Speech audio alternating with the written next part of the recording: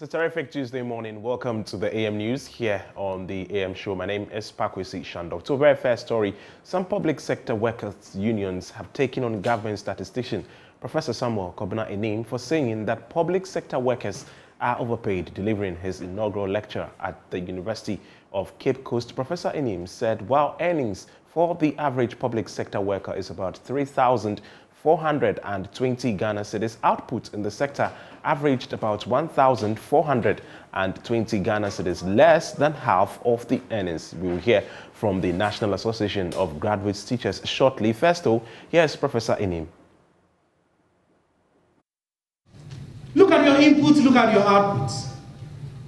So I said, begin that conversation on productivity, because if you want to increase that 459 billion by even 10 billion, it depends on how much we are getting on a monthly basis, on an hourly basis, on a weekly basis.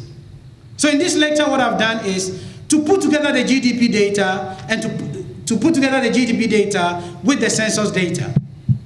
Look at our population, those employed, and I narrow down to what we teach at the basic level, what we call the income identity. Basic economics. What people earn should be equal to their output and should be equal to what they spend. Let's look at what is happening in terms of monthly data. Earnings only from the public sector is about 3,420 Ghana cedis.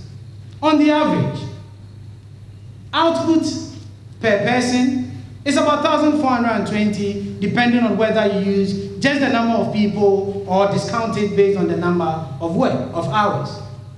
So we see twice the difference between our output and our earnings.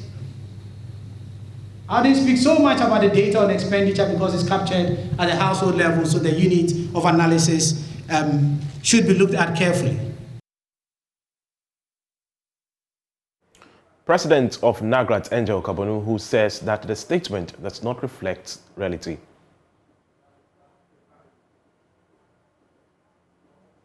With the statement of the government statistician, because he has jumped onto the bandwagon of people who make generalized statements without giving us any measurement reference or measurement module that we all can refer to, or what he is using. Workers in this country work. Workers in this country have never resisted supervision. Workers in this country are working even when we don't have the working tools. And workers in this country are providing to the people of this country services, despite the fact that government is reneged on its responsibilities. So we expect the government statistician, and in any case, when there is a title called government statistician, some of us have very serious fundamental problem with that title, government statistician. The Ghana National Association of Teachers is asking governments to prioritize its demand for a cost of living allowance for all Ghanaians. This comes after a month after the Trade Unions Congress told President Akufo-Addo that the COLA would not only cushion workers but also alleviate the poverty levels in the country. General Secretary of NAT, Thomas Musa, says despite the worsening living conditions, government has not prioritized their demands. Workers are seriously challenged regarding the issue of water, regarding the issue of food, regarding the issue of clothing, regarding the issue of transportation, regarding the issue of paying their light bills, taking care of their families, and on all the other variables that will enable an individual put himself together. Everything is challenged. And we are calling upon the employer, and particularly the government, to do something about this thing. You spoke about it on the May Day celebration, where you were asking for government to introduce the cost of living allowance, popularly known as COLA. Are you telling us that there are no conversations around it so far? There is no conversation, to the best of my knowledge. We've not had any conversation about it. The only thing that is being done now is the issue of the minimum wage. And even that one, it has not yet been concluded. So if the minimum wage has not been concluded, when will the compensation for 2023 be concluded, because you see, by the Public Financial Management Act 2016, the compensation for each financial year should be completed by April. We have gone past April. We are currently in June. So when will this thing be completed? And then we get it done. And these are the things we are talking about. That there is an uneasy calm. And I repeat, there is an uneasy calm. Because the background where we are coming from is not good. Workers were giving 4% and 7%. Inflation has eroded all the figures that we went to negotiate for. And it is for this reason, and among others, that on 1st May, we articulated the concerns of Ghanaian workers to the President of the Republic. Let's now go to the Ashanti region, where the Vice President, Dr. Mahmoud Bawumia, has announced the construction of 2 state-of-the-art technical, vocational education and training centers in each of Ghana's 16 regions. 9 of these centers being constructed in phase 1 of the project will comprise modern training infrastructure, laboratories and workshops with cutting-edge training tools, hostels, amongst others. Dr. Bawumia says the project is to consolidate the gains made in enhancing quality, expanding access and increased funding for TVET in Ghana. There's more in the following report. Parliament in 2020 approved a concessional loan of 158.9 million euros to finance the construction of phase 1 of the establishment of 32 state-of-the-art TVET centers. 9 of the centers are being constructed in Abrankasi, Achimewisa and Boako in Ashanti, Eastern and Western North regions. The rest are to be hosted in Salaga, Dambai, Kenyasi, Patuda, Guabuliga and Tolibri across 6 regions respectively. Planet One Educational Group, a Dubai-based entity, is the contractor. Speaking at a commemorative sword-cutting event for 1 TVET Center of Excellence and 8 others at Abrankasi in the Bosomchi district of the Ashanti region, Dr. Mahmoud Bawumia reiterated government's quest to make TVET education the trust of the youth. The MPP government over the last 5 years has worked to improve on governance and management by establishing the Commission for TVET and the Ghana TVET Service through the passing of Act 1023 and Act 1049, respectively, to enhance quality, expand access, and increase funding for TVET. We have also provided and established free TVET in Ghana to complement the free SHS. One way we are trying to achieve these ambitious yet achievable objectives are plans to construct 32 state-of-the-art TVET centers in all 16 regions in Ghana, which means that each region will get 2 state-of-the-art TVET centers. The Vice President noted government's intention to make Ghana a world-class skills development center through systematic programs geared towards improving TVET education in Ghana. The number of students placed in public pre-tertiary TVET institutions stands at 57,399 out of 64,641 vacancies declared, representing 88.8%. And 44,992 have enrolled as of May 2022, representing a significant increase compared to previous years. Our government's commitment to transforming the TVET landscape is unmatched by any other government. Education Minister Dr. Osei Edichum commended government for improving education infrastructure in the area. Bosomchi is grateful to Nana Addo Akufo-Addo. Bosomchi is grateful to the Vice President of the Republic. When Nana Addo Akufo-Addo took office, there were only 3 senior high schools in Bosomchi. Now we have 8. He's also giving us our first public tertiary institution. From Abrankesi in the Ashanti region for Joy News, I'm Interior reporting. The use of labor pain relievers is extremely low in Ghana. Scientists at the School of Medicine and Dentistry at the Kwame Nkrumah University of Science and Technology have found out that about 80% of pregnant women have no idea about labor pain relievers. Love FM's Kwesi Deborah speaks with the lead scientist, Dr. Eric Ajemfra. The study, which involved 200 women at Suntreso Government Hospital in Kumasi, sought to find out the factors contributing to low uptake of pain relievers in labor. The motivation behind the study is the fact that worldwide the trends for labor management are changing, and now provision of pain relief in labor is not a luxury. It's actually considered as best practice. But other researches that have been conducted here in Ghana show that the use of labor pain relief management options is extremely low. So I decided to find out some of the reasons from the women's end why this was the case. So I found that I was interested in their awareness, first of all, and how many of them are actually offered pain relief in labor, and whether they are willing to receive it, and what their thoughts are generally on what the role of pain relief in labor is.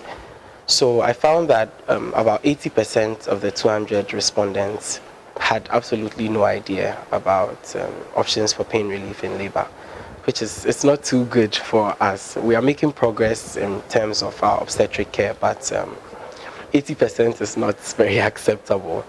So that was the first thing. And then I found that even less, just about 10% of those who had given birth before had ever been offered pain relief in labor. That statistic is also, it doesn't speak too well of our management of pain in labor.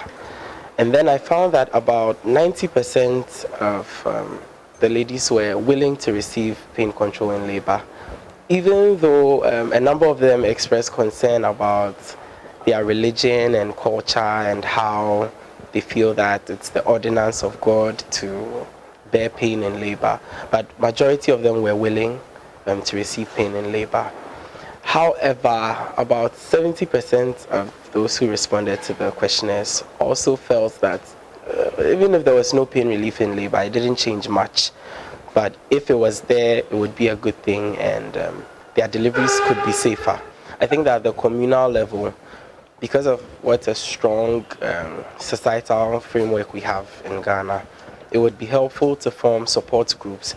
There were a few respondents who had received pain relief in labor. I think that if we have support groups where women who have experienced it can testify of the benefits of it.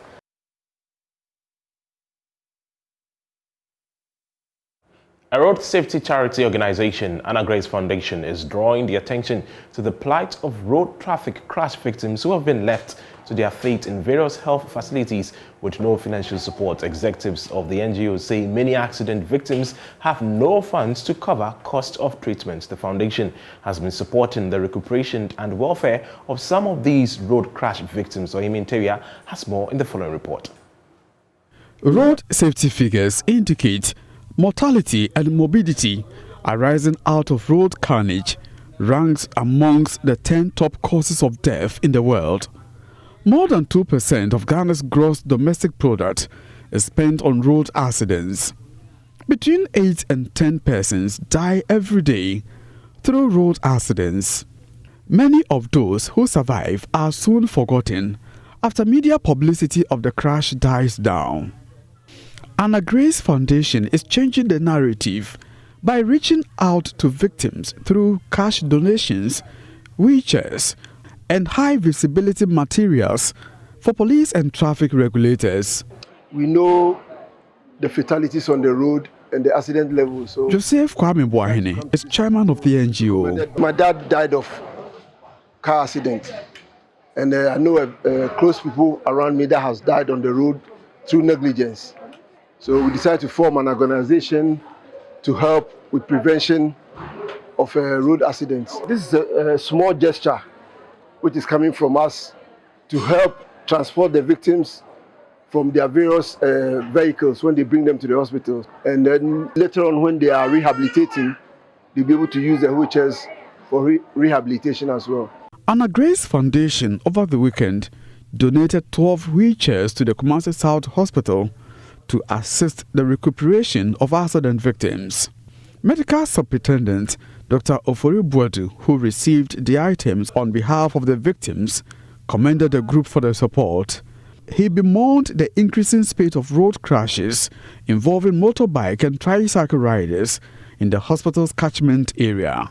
We see a number of road accidents, especially those using the tricycles, the Abubuya, and then it's quite common over here, the Mayanka enclave. They are always being knocked down there, and then those are the cases that would warrant the use of the wheelchairs. Sometimes it's worrying when we need to convey a client from one point to the other, and then because of the absence or unavailability of a chair like this, carrying these persons become almost impossible, and then of course it hampers the quality of care that we so desire. This thing has come in handy to help nurses, help doctors in the conveyance of clients from one point to the other. The organization has made a similar donation to the police hospital. From Kumasi, for JoyNews, Ohimintiwia reporting. Information communication technology is one of the examinable subjects at the basic school certificate examination, yet most students have had to learn the subject in abstract because most of the schools do not have computers for the students to study with well. The Savines College of Science and Technology in the Yendi municipality of the Northern region is seeking to change the narrative and has designed an ICT center in Ivan to help teach deprived students in the area. Correspondent Martina Bugri now reports. What is it used for? This is the first time students of the Zakoli Junior High School are having practical ICT lessons. A van equipped with all gadgets and takes about 30 minutes to set up. Each month, 3 schools get the opportunity to have practical lessons when the van visits. The project dubbed ICT on Wheels is targeting to reach 36 schools by the end of the year. We are the Zakoli RC Junior High School, where lessons are being taught. Peter Tasum, a Form 1 student, tells me this is the first time he's seeing a computer. Is this the first time you are seeing computer? Yes. The first time in my school. I don't know what is computer. And the government taught me what is computer, so I know what is computer. When I write my exams, I will be passed. Okay. What did they teach you? They teach me what is computer is. And we done it and go learn what is computer class. For Peter and his classmates, it's a new dawn. Head teacher of the Zakoli RC Junior High School, Yakubu Abubakar Sadiq, says he believes the students will pass much better than previous years. No any single computer that we possess in the school. So if you don't have any computer and you are teaching the student, how can they capture what you are teaching? Well, because of the absence of the computers in the school, definitely we have to have challenges. And among the challenges that we have is, or the pass rate is, the performance is not that encouraging because of the absence of the computer. Mr. Shadrach has been assisted by some of his students from the 7A's College of Science and Technology to teach the students. He says the joy on the faces of the students the first time they visited was amazing. What's the level of understanding of ICT in these schools? For the first time we started, with the first community we went, most of the children were scared of even touching the computer. Some of them also didn't having the first privilege of to touch a computer. The joy on their faces were amazing. So with that particular thing, then we decided that, oh, why not spread it throughout the entire community to see how it goes. Founder of the college, Nathaniel Adams Jr., said the aim of the project is to support the teaching of ICT in the area. Establishing 7A's College of Science and Technology, a private-led, community-initiated institution. The school was established to serve as a model for technology and science education within the Eastern Corridor belt. Over the years, we have realized how challenging it is for students to have access to ICT. Many of the schools within the Yendi municipality and its surrounding districts don't have access to computer. They don't even know what computer is. And so as a model school, we have been looking for the best way to share knowledge and for many more students to benefit from the facilities that we have as an institution. So when we received a set of computers from Harding University in the United States, we decided to put up a computer lab, which we would be able to use that as a mechanism or a machine to go around and educate children on ICT. That's all time would allow. My name is Paco Sishandov. The show continues with Benjamin and Bernice.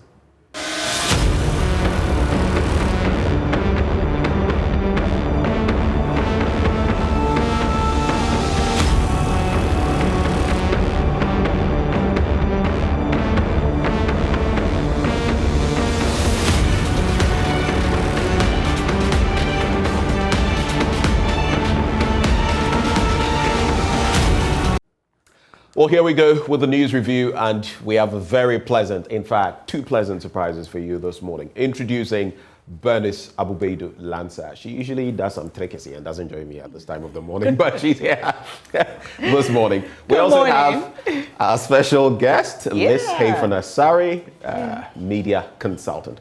Liz, I actually get to meet Liz for the first time in person. Yeah. Good morning. Good morning. Okay. Good to see you. Thank you. Right. So we'll get into the newspapers. We have quite a number of them. What do you have there? I've got the Finder and the BNFT and the Hawk. Ah, we're swooping on something this morning. How about you, Liz? There's the Daily Guide, the Ghanaian Times, my mother paper, and the Business Analyst. Okie doke, for me, I have the Daily Graphic, Graphic Business, and the Daily Banner. Bernice, how about we start from your All right, so the front page of the Finder, major stories, Gridco set for major infrastructure upgrade. That's according to its CEO. And Occupy Ghana demands list of all public lands released since January 7, 1993. Mercury-free mining bolstered as president commissions 100 extraction machines, and Barbara Inkum awarded Marketing Director of the Year at National FMCJ Summit. Congratulations to her. But there's this interesting one about Occupy Ghana asking for all public lands released since January 7. And the story is on page 4. Since January 7 when? January 7, 2022? 1993. 1993. Yes. So good luck with finding the documentation and everything. This expression group, Occupy Ghana, has for the third time threatened to take legal action against the Auditor General after it failed to assure of any action being taken by his office to issue disallowances and surcharges. The legal actions include sending a petition to the Right to Information. Okay, no, I'm not sure this is the same. Okay, so there are two Occupy Ghana stories, so I got confused because this one is the banner, so I assumed it was the same. So Occupy Ghana demands a list of all public lands released since January 7, 1993. In the exercise of its right to information, under Article 21 of the Constitution, is demanding the list of all public lands over which government's ownership or control has been relinquished since January 7, 1993. In addition, it wants the respective sizes and locations of all such lands and the conditions of release, whether free, sale, lease, or licensed. In a letter dated June 2, addressed to the Executive Secretary of the Lands Commission, Occupy Ghana is asking for the amount of rent paid or payable for every land that has been leased. This is going down to every detail. They don't just want the list, they want every detail about the lands. And the 6-point letter is also demanding any other amounts paid to or received by government, if any, for each such transaction. And the pressure group says since the coming into force of the Fourth Republic, several parcels of public lands have been released from government ownership or control.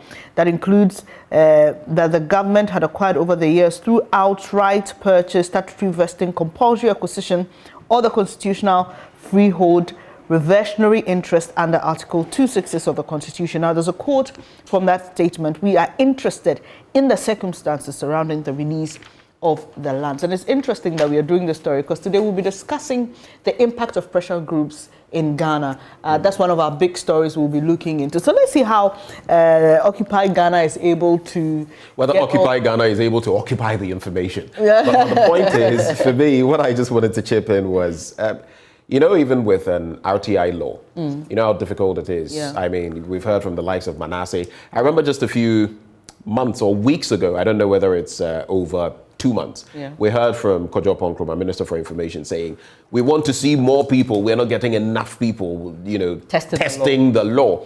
But for those who have tested the law, they will come back and tell you, you go and there's a rebuff. You remember the stories about come and pay 1,000 Cs, 5,000, outrageous. Yeah, but I mean, just to test the law. Then we RTI Commission looking into that. Yeah. But subsequently, it's not as simple as, and even if for media people and entities who may be trying to get information, is that difficult.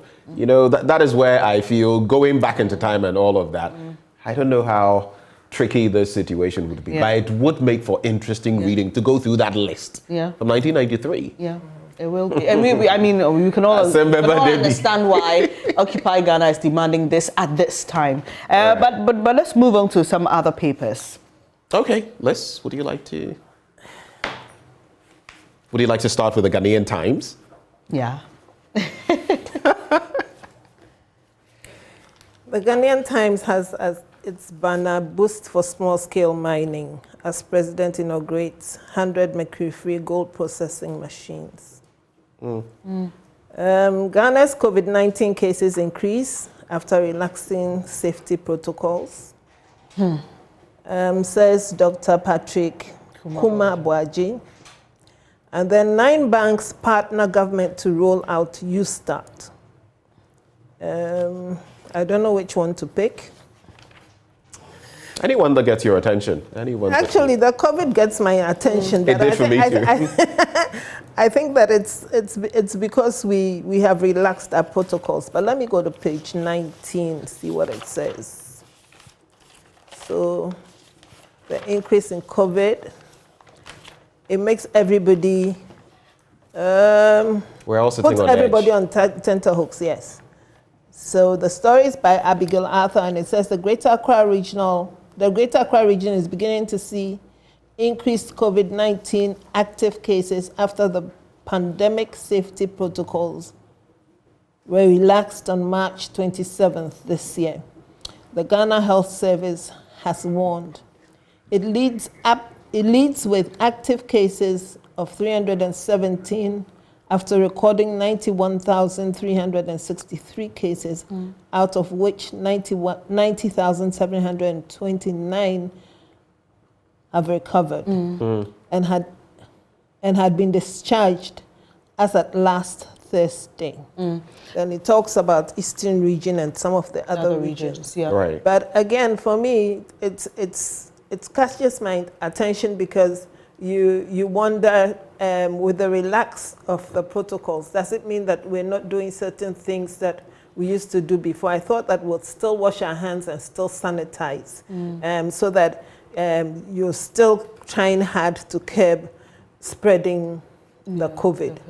It's not only the wearing of masks that prevents it. There are other protocols that we need to follow. And if we have relaxed the wearing of masks, I think that the others should still be enforced so that we are still hygienic enough. Let me find out from you. Looking at the the nature of the virus. And for us here in Africa, we were almost always the last to go through every cycle, you know. So when a certain variant is reported in the West, it trickles down. Yeah. Then later we see it here in Africa. So there were those who were saying, look, it wasn't a good time to relax the protocols, because considering that in other countries they were still recording higher numbers, following the earlier cycle that I've mentioned, you're likely to see it happen in Africa again. And so you should just hold on a bit, and let's see what happens with the West, and then you can determine the nature of the virus and how it's beginning to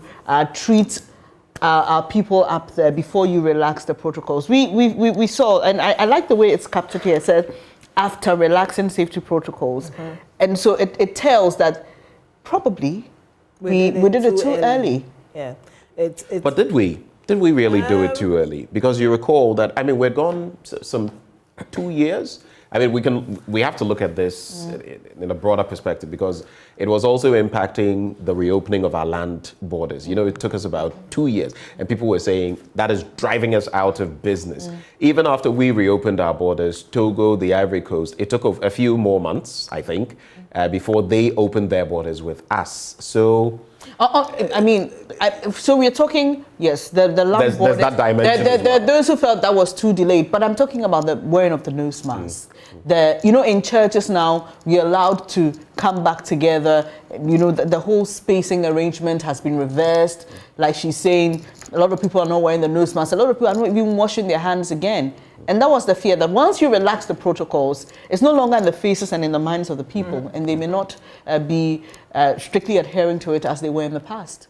Exactly, and for me, again, we are people who like to travel a lot, and we like big gatherings. And I've seen a few of the gatherings in Kumasi for funerals and stuff like that, and you see the people all bunched together. So if one person should have it, it can spread very easily, very quickly. And that's something that we need to look at. So if the DG of the Ghana Health Service thinks that protocols were relaxed too early, I'm beginning to wonder if he was consulted, or if the Ghana Health Service was consulted before the protocols were relaxed. If they were not, then maybe we did make a mistake. So we always need to hear from the health experts telling us exactly what to do. And now that he has said this, what would his advice be? A good point. But they were definitely consulted. I interacted with, I believe it was Dr. Patrick Kumabwaji, right before the 28th address by Mr. President. And he made mention of the fact that there were some things in the offing concerning these relaxing measures and whether, because I remember asking him about what other countries at the time were doing, and he intimated that there were plans in the works. But for me, Bernice, like you rightly said, when the president, I was here on that day, I believe, for the probe. It was a Sunday, as usual, and he delivered the address, and we continued with the probe. And I remember, speaking to the health experts and wondering, look, yes, you can say this, but adding that you don't need to, use your masks and all of that, that is like lighting a bonfire, So you can just say, okay, we are relaxing the measures. You don't have to, the spacing, yes, but still continue with it. For me, as a Catholic, the Ghana Catholic Bishops' Conference came out with a communique and said, okay, this is what Mr. President has said, but in our churches, parishes, still sanitize, don your mask. The spacing is a bit more flexible. And I feel that's how we all ought to, approach this matter to safeguard But ourselves. again, I want to say that he used the word mandatory. So you can advise yourself, because I know people who still wear the mask. Yeah, religiously. Yeah. Exactly. Yeah. So I guess that now that we're seeing an increase, we'll all advise ourselves, know what to do. Okie doke. All right, let's do one story from the Daily Graphic, one major story. But some of the headlines: promoting small-scale mining, gold processing machines unveiled. Devices can recover 90% of gold. Whenever I talk about gold, I get a bit passionate, because guess what? In the next 50 years or so, the projections are that our resources would have dwindled by a lot, especially our gold. We don't know whether we're going to find more gold deposits. And you ask yourself, looking at the royalties, the percentages we keep getting for our gold, the 3%, 5%, 7%, peanuts, basically, just as with oil. What will our progeny, posterity come to meet? Father in money ritual case remanded, and that's a very troubling story.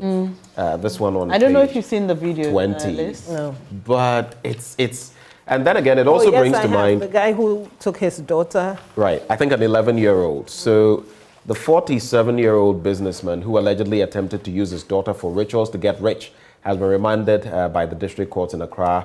That is the Domestic Violence and Victim Support Unit. That's on page 20. The remand is to enable the prosecution to conduct further investigations into the matter after the suspect had been provisionally charged with preparation to commit crime, to wit, murder. And his plea has been reserved by the court presided over by Amma Kwache. The court also ordered the police to allow the suspect's lawyer to have access to him on Tuesdays and Thursdays. He is to reappear on June the 20th. But what is this a pointer to for you? Because I've seen, I don't know about, and I'm not trying to downplay the work of the Ghana Police Service or anything.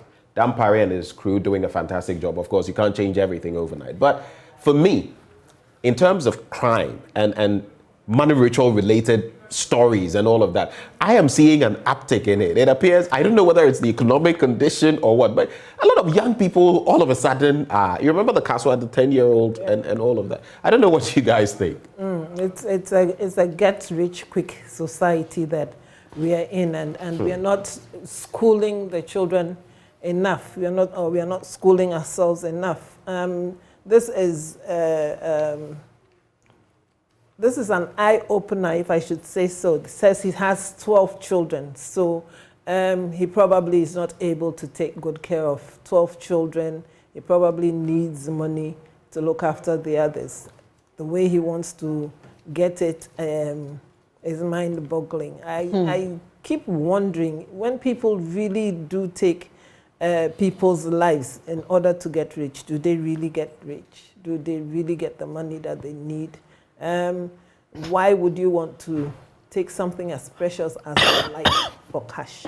But I guess it also has to do with the disregard for human life and the failure to appreciate that these are the consequences. Yes, when you take a human life. And I just wanted to say that our system is getting rotten more and more day by day.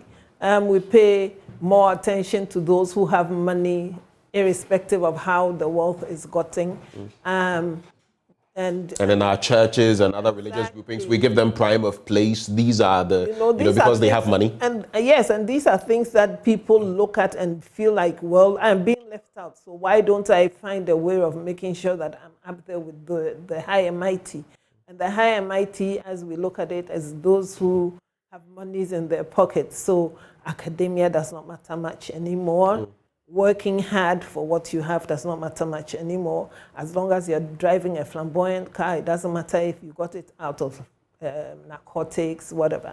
We give you all that respect and all first place in places that you go to. And until we change that mindset, until we begin to honor those who really need to be honored, you'll still get people going to all these ritualists and things to be able to get money quickly. What we need to do is focus on making our society what it used to be before, where we looked up to people who had achieved through hard work. Right. Today we celebrate thieves, so to speak. Yeah. Thieves are celebrated. So then it becomes a problem.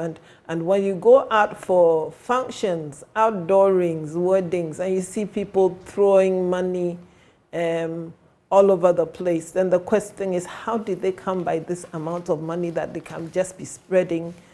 And they do it with careless abandon. It's like it doesn't matter to them because probably there's more where it came from.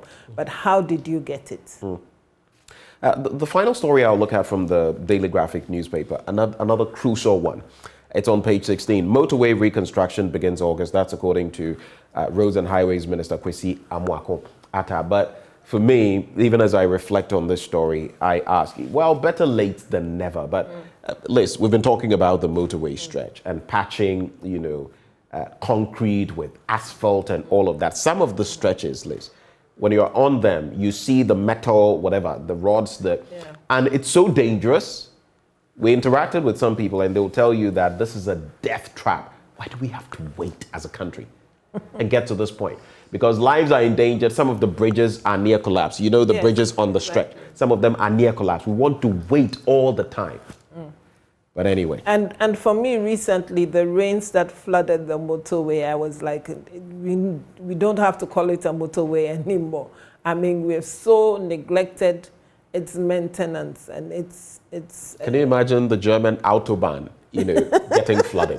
That's what it means. Exactly. And so you saw all those cars, I mean, jammed because there was flood waters in the front. And when you're driving through those flood waters, like you're saying, because all the metals and things are showing, you're not sure what you're going to drive on. You're not sure what you would come out, whether you come out the other end with your car still functioning. So it becomes very worrying. But our culture of maintenance has been horrible. And when you look at the rains and the Kaswa roads, you're talking about the motorway. It's now going to be rehabilitated. What about the Kaswa roads? What about the other roads where nothing has been done? You see places where yesterday the road looked very good. Heavy rains, and it's deplorable. And you ask yourself questions. Are we being shortchanged by our contractors, by those who are giving out the contracts, or by whom? Why aren't things being done properly? Is there any monitoring and evaluation? And you've mentioned crucial issues. First of all, monitoring and evaluation after the project is done, and even in the sequence of the project. I don't know what kind of project management we get into our projects in this country, because every road is a project. If you have a large number of roads, then you have a program, so different projects put together. But you look at it, and don't we know, I don't like mincing words. A lot of the roads we have and why they fare so poorly is because of the chop, the kickbacks. Because out of one road contract maybe worth 10 million, someone is getting a cut of 1.5 million, 2 million, 3 million. At the end, the contractor is not getting 10 million to do the work. So he's going to have to use maybe 5 or 6 million to do what 10 million should do. This is what we get. So then there are few who are, I'm trying to choose my words carefully, but who are causing us to go into the issue of recycling our projects. So you find one project has been done, in 2-3 years it has to be redone. There's no maintenance, there's no proper care being taken. And like I said, when you talk about maintenance, that culture does not exist. So the question is for the Ministry of Roads, what kind of monitoring do they do when the roads are being constructed? Do they turn a blind eye because, like you said, chop, are they the ones who are collecting the kickbacks, and therefore they know that the contractor does not have the full amount of money to be able to construct the good road that he probably tendered for? We do that to ourselves all the time, and then we talk about progress and development. And when we do that, then we are always fingering government. But just to say that government too should make sure that when contracts are given out, people do it and do it to the specifications that they tendered for. And I hope that we as a people will get up and start questioning these things and not just sit and receive whatever is giving us or whatever is thrown at us. Just to wrap on this, so the sector minister says it starts in August, Bernice and Liz. My question, between now and August, hopefully we'll not lose lives. I'm being brutally realistic here because, like you saw with the floods, like we see daily, I mean, so many of these are occasioned by accidents, preventable deaths, that is. Anyway, so there's a story on the front page of the DNST that caught my attention. The president inaugurating 100 sets of mercury-free gold processing equipment is also captured here. Tallow oil confirming merger with Capricorn Energy. But this one, fertilizer sales hit lowest patronage as prices shoot up. So picture, right? You know, yeah, I mean, and this is very disturbing because we've had this conversation here about the cost of food, even on the markets. And it's a mixed bag of many things leading up to that. Now we are being told that even though there's fertilizer on the market, the farmers cannot afford it.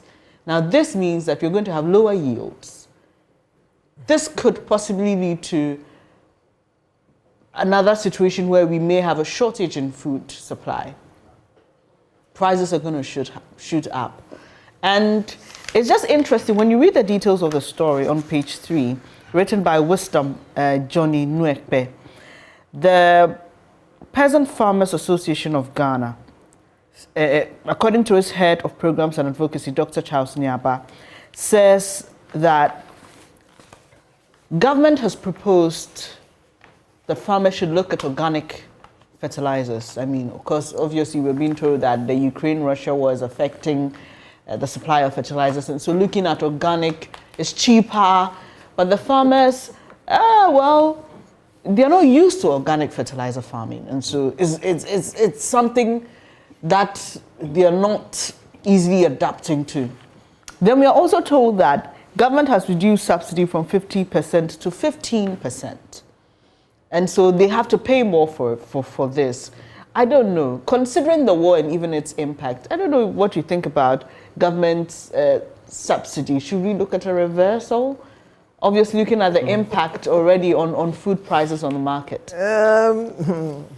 Should we look at a reversal?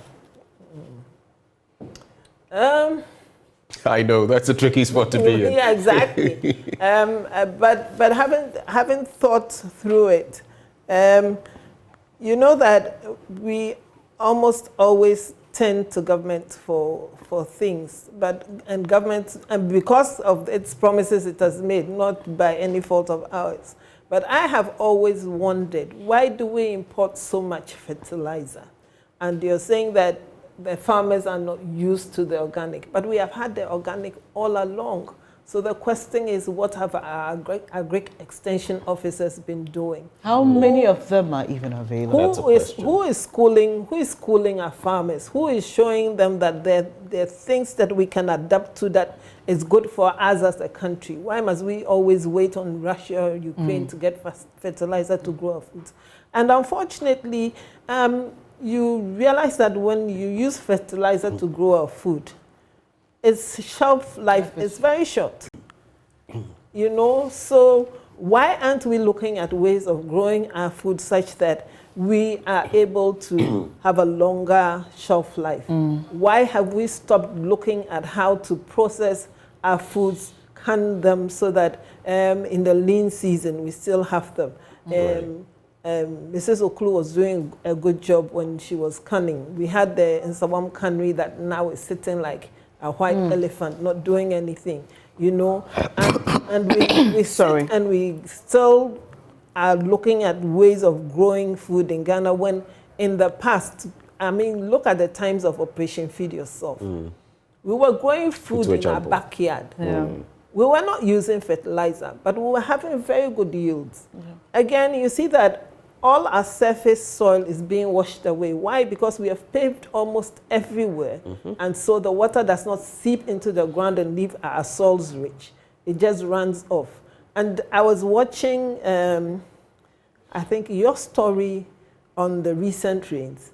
And I was asking myself, we used to harvest rainwater. Exactly. We are not doing that anymore. So when the farmers start to complain, 1, fertilizer, 2, there's not enough water. And even in the lean season, when it's not raining, you have nothing to water your crops. So definitely, we are pushing ourselves into a situation where very soon the cost of food will be so high that you would have a lot of people not being able to have maybe a full square meter. And Benjamin, just to appreciate the situation better, let's just do some comparison. So the cost of a subsidized 25 kg bag of fertilizer was selling at 53 cedis last year, 53. It now sells at 160. I have so many of those lists on mine because I deal with a lot of these. The Ghana Chamber of Agribusiness, for example, they have so many of these lists. They are heartbreaking. Gargantuan leaps. Gargantuan leaps. You can't even. And if they are producing with these fertilizers, Bernice, definitely. I mean, the projections are that next year if we are not very careful, food prices could become a very big problem. They are already. They are. I always say, if you're buying one tomato for 2 cedis 50 pesos, that is mind-boggling. You know. But just a quick run around some of the things you said. The organic fertilizer. You see, the other problem of it, as I've engaged some of the farmers, is that some of them also don't even know what to do. Now, it's not just animal, what do you even call them? Waste.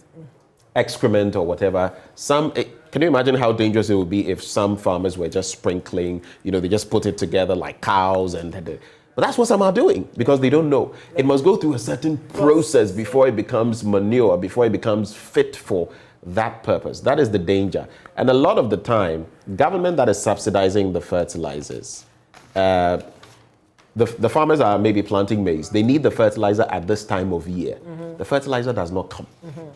Then when they are midway through or the season is approaching, you bring it to them.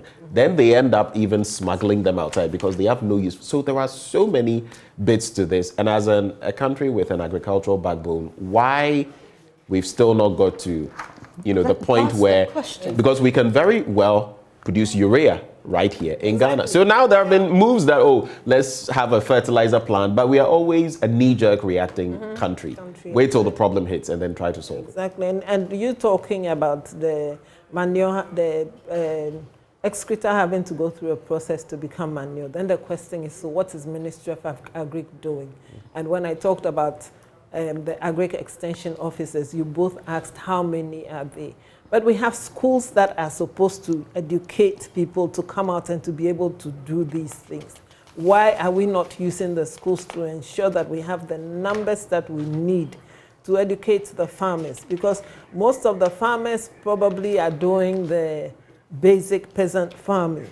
We haven't moved on to mechanized farming that everybody else is looking at and is doing. So we have a lot of work to do, yet we sit down and we complain all the time and nothing gets done. And you see money's just being thrown about. And you ask yourself, so if this is done today, tomorrow, what happens? Remember the conversation we had about the exportation of soya bean, the illegal exportation. And we spoke to the head of the Poultry Farmers Association, who is part of a committee that had been set up to ensure that, you know, government's temporary ban on soybean exportation was being effectively or efficiently managed.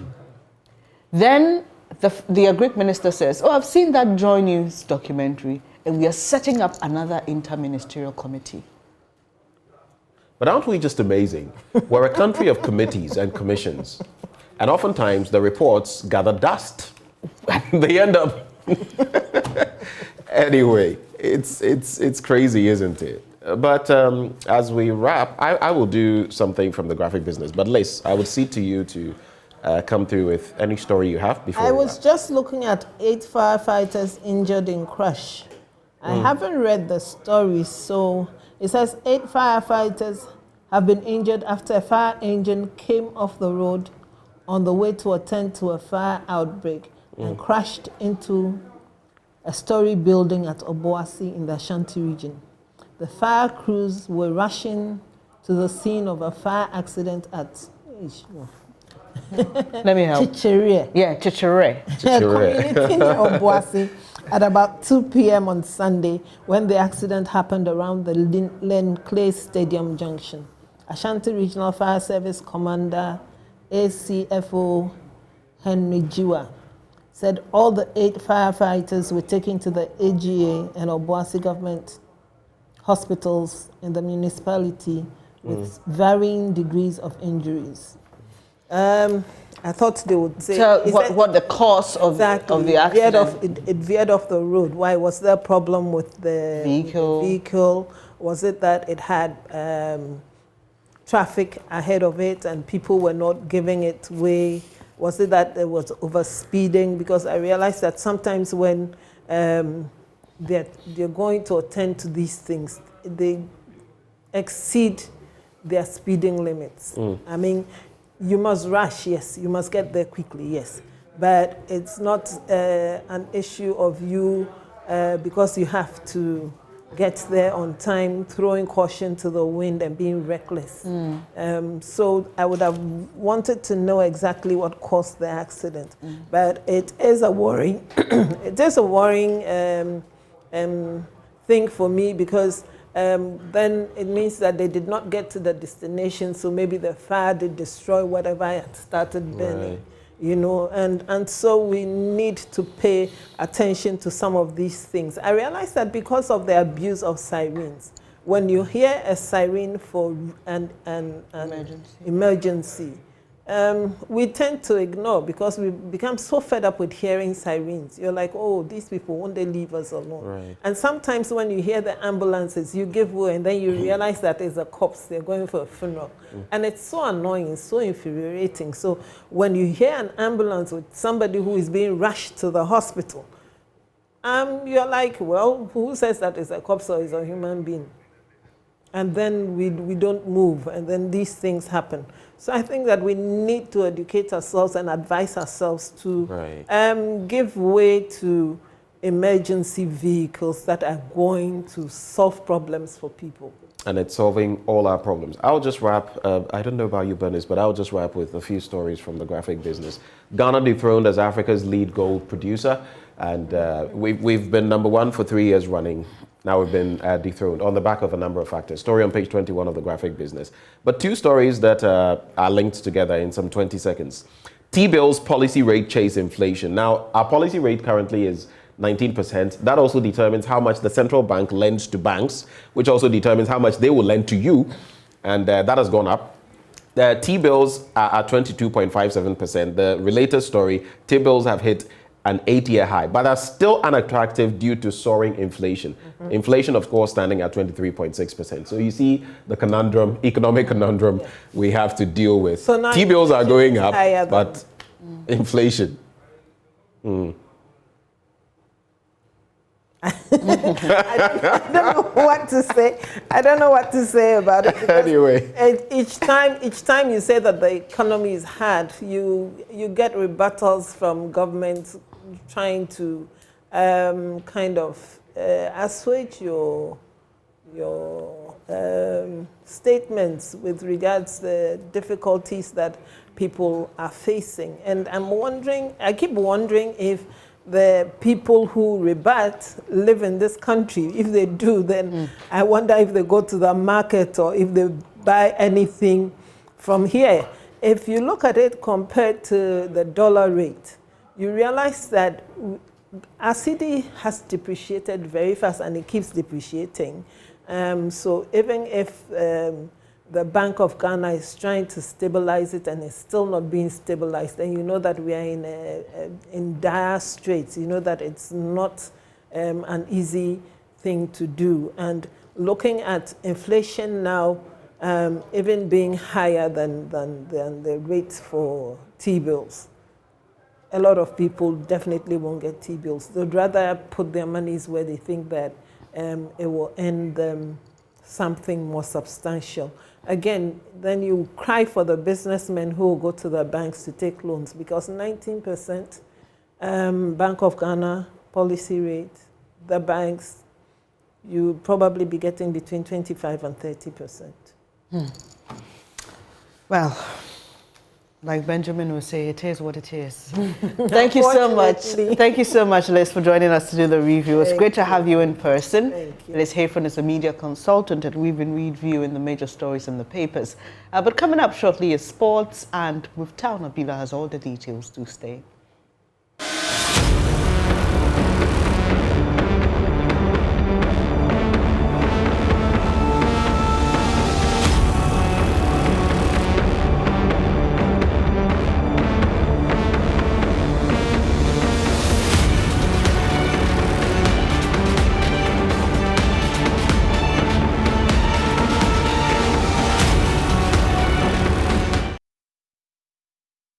How we usher you into our big stories for the day. We're talking about public sector workers, whether they are overpaid or not. Well, joining us on the phone lines, we have Professor Samuel Kobena Enim, government statistician. He joins us for a conversation. Prof, a very good morning to you, sir. Thank you so much for your time. I am struggling, Prof, to hear you. I don't know whether you could speak up a little for me, please. Well. All right, so it's really tricky hearing Prof. Can you hear me? Right, the volume, it's better now. Thank you so much. So we've seen in recent times what you said at that inaugural lecture about public sector workers being overpaid. There's been a lot of talk about it. It appears some people don't really understand what you're trying to say. So the question is, what do you mean when you say public sector workers are overpaid? Very simple question, but it's important we get the ground rules right. Over to you, Prof. Thank you once again. The bottom line is that I never said public sector workers are being overpaid.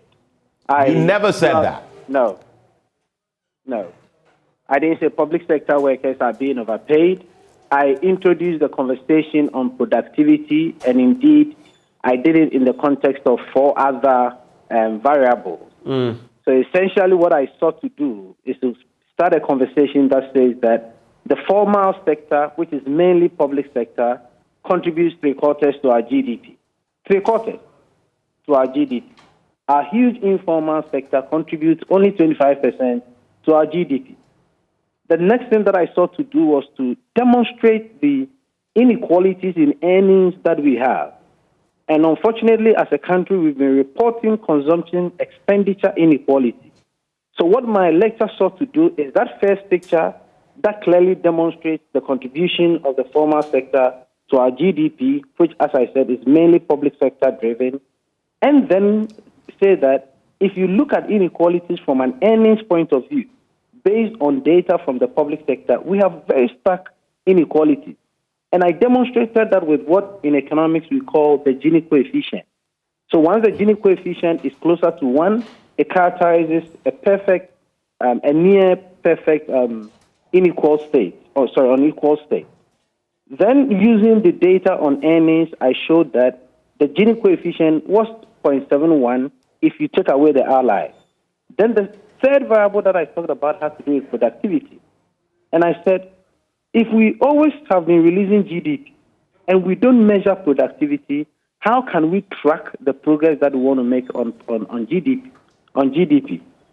Then I said, look at our population that are employed from the census, look at our GDP, and then this is the output per person, and this is the earnings per person in the public sector space.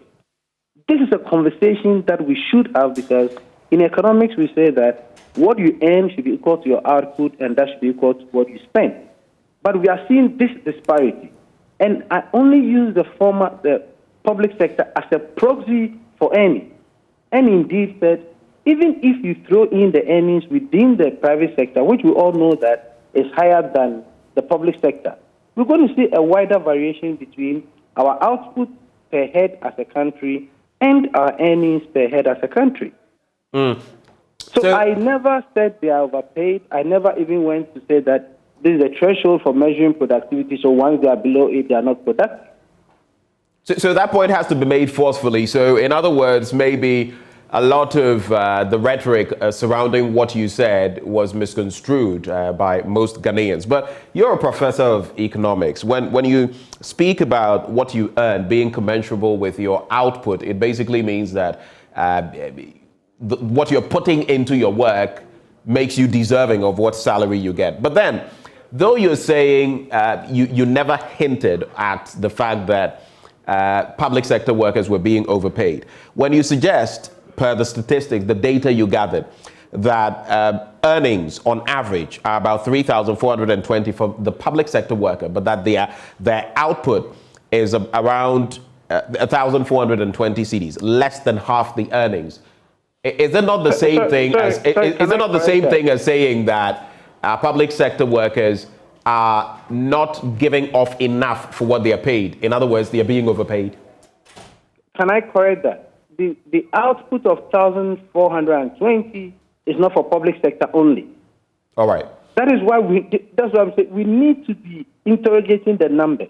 Right. I simply picked our GDP in real terms for 2021, which was about 175 billion, looked at our number of people who are employed, which is about 9.9 million, and then narrowed this down to a monthly output. So this is for the entire country. So the essence of my presentation was to say that can we, and I concluded by saying we should have a public productivity committee which will begin to have this conversation, so that if as a country we need to start measuring output on a sector basis, not agri industry and services, but public sector, private sector basis, then we do that. And that is why I was so careful. I didn't want to bring in anything like this 3420 from the public sector. It's 2,000 or twice the 1420. And so, in essence, it is clear that so the 1,420 that you put out there, that figure is reflective of the entire working population. Does that also factor in private sector workers? Yes, as I said, it's data based on the census and our GDP. So it's the value of our economy from the GDP point of view, which includes both public and private. Let me also make this important point, since we have you. Workers have been demanding pay, raises above inflation and all of that. I'm bringing this up because you are the same person who also gives us our inflationary rates. Now, I'm looking at today's inflation rate as of the last inflation rate we got, 23.6%. We're looking at the policy rate of government, which stands at 19%, which also means that when the central bank lends to these other banks, this is what they're going to get. Generally, then you would see that the banks would also lend to us at a higher rate, between anything from 20 to 25 or plus percent. We're looking at T-bills hitting at an 8-year high, though they're at 22.57%. Inflation is covering for all of this. So the question I want to pose to you, Prof, is this. In the midst of all of this, the economic constraints on the public sector worker especially, would you say that our public sector workers are being paid what they merit, or they are being paid above what they merit by and large, or maybe they are being paid less than they merit? When you put together inflation, which you have generated for us, side by side with these other economic dynamics. Thank you very much. I would always hesitate in giving a yes or no response to a question like that. And this is exactly what I sought to do in my lecture. And I'm happy you've touched on X number of variables that one should look at if you are thinking about whether somebody merits a pay or not. So you are looking at it from the cost of living point of view, which is fine. I mean, once cost of living is going up and you need to do some adjustment, Ghana will not be the only country looking at its wages, earnings for public sector amid all the global economic challenges that we have. But the other side of the coin is that can we begin to have a conversation on our productivity and relate that to our output? Anytime we have these conversations only from the financial side, the money side of the economy, without talking about the real sector of the economy, we tend to have challenges. So all that I'm saying is that let's now begin to map our GDP sector-wise, so that once somebody is going in for a bargain for higher salaries, we don't just look at the cost of living side, but look at the productivity side as well. Right. So please, can we begin to put some numbers to it? Because at the lecture, I did a very crude calculation and said, if you narrow earnings on hourly basis, it's 7 cedis 95 pesos, 7 Ghana cedis 95 pesos. And the question that I pose is, if, for instance, you invite an artisan to work for you, and the artisan says that I'm charging 100 Ghana cedis for a day, is that consistent with the average hourly earnings that we have as a country? Well, what is the basis for which we do what we do in terms of payment?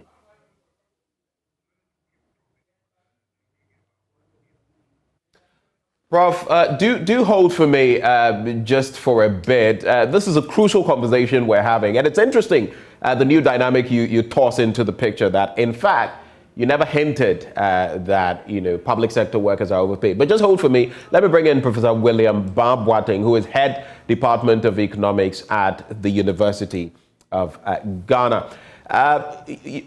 Prof, a very good morning to you. Thank you for joining the conversation. Thank you for having me. Right. So your opposite number from the UCC, Professor Enim, gave us the data. He talks about, putting productivity side by side with earnings. Basically, your output must be equivalent to, or maybe even above, what you're earning. And then we talk about the facts and the figures that he puts out there. He cites that generally, and I'm just looking for the figure. So the public sector, in fact, workers averaging 3,420 cedis per month, while their output is about 1,420 cedis, which is less than half of the earnings. And this is not just for the public sector. The discussion had been that public sector workers were being overpaid. But how do you react to what the government statistician says on face value? Well, thank you very much, and good morning to your viewers and listeners. Let me say that I was at a lecture, and even before the lecture, the government statistician is a very good friend of mine. The concern that he has, having become the government statistician, regard to data and issues related to policy making and so on, is a conversation that we've had for a long time, before he even became government statistician. And many issues that he raised have been raised even in policy quarters. And I will talk about even productivity. I worked closely with Ghana Tripartite Committee, and here I'm talking about Ministry of Employment, Organized Labor, and employers. And since 2007, the determination of minimum wage, Organized Labor has consistently spoken about the fact that minimum wage should incorporate productivity. And indeed, when the minimum wage is determined, the formula that they have to use a crude method of productivity to be able to pick out the contribution of workers in determining the minimum wage. So he was not saying anything different. He was just drawing our attention to the fact that as a country, we cannot continue to say that we want to grow, we want to develop, when we don't even know how to measure productivity. We don't even know, if I go to the classroom, I will be able to know what contribution I have made to the kitty. And for that matter, if I'm being paid, government will not have a problem in paying me. In basic economics, what we say is that the marginal productivity of the individual should be equal to the wage in a competitive environment. And that is what it's supposed to be. However, as a country, it is very, very difficult to determine the productivity of a particular sector. Let's say agricultural sector, let's say industry, even in industry, manufacturing, in the service sector. It's even difficult to even measure my productivity as a teacher, to be able to know that what contribution I'm making to the kitty is what government is paying me. So I sat quietly. He spoke for more than 1.5 hours. I did not get any kind of statement saying that public sector workers are overpaid. And indeed, we also have to put it in perspective. The data he used the GDP overall and looked at everything regarding what we have in Ghana, and then looked at earnings that we have in the public sector. And when we talk about public sector is huge. Public sector includes the executive, the judiciary, the legislature, myself as a teacher, the doctor in the hospital, the civil servant, and everybody. And we know that when we come to public sector and you are looking at our earnings, there is a very big inequality in our system. Because if you look at those of us on a single spine, our salaries are so low compared to other group of public sector workers. So I would have been surprised if he had made a statement of that nature. And I never got any statement. And he couldn't have made that statement because you cannot even get GDP for public sector workers to be able to compare the earning. And he was very, very careful in those analyses. And I'm also surprised that in all these discussions, what is confronting the country currently? Unemployment. And unemployment definition is something that has been on the table for a long time. And he spent time to also explain how we define unemployment how we define employment. And for that matter, if you say somebody is unemployed, what are we talking about? If you say unemployment is 13.4%, what are we talking about? And therefore, how will policymakers sit down and say, we want to address unemployment? And I always say that the way we look at some of these things, policymakers will be chasing the wind. So he was drawing our attention and having a productivity, a group, or let's say a body which is going to look at productivity is consistent with what a National Tripartite Committee has preached all this while. All right. A crucial point you made, and it's interesting, in a country where, you know, the wage bill of government can hit about 11 to 12% of GDP, in a country where, you know, practically we're spending about 10% of our GDP on the public sector wages, if not more, because a lot of the time it is one of the aspects that hobbles our economy, so to speak. We're pumping so much into this. I find it disturbing, Prof, when you say that we don't even know how to measure productivity or output, especially when it comes to the public sector. What then should we be doing in that regard? Else we'd be shelling out money and basically not getting what the state requires in terms of work. And let me quote President Kufuor, who once said that government pretend to be paying workers, and then workers pretend to be working. If I take that statement, I juxtapose it to the fact that almost always government is saying that the wage bill is so high. But workers, and let me say majority of workers, are also complaining that we were underpaid. So there is a missing link.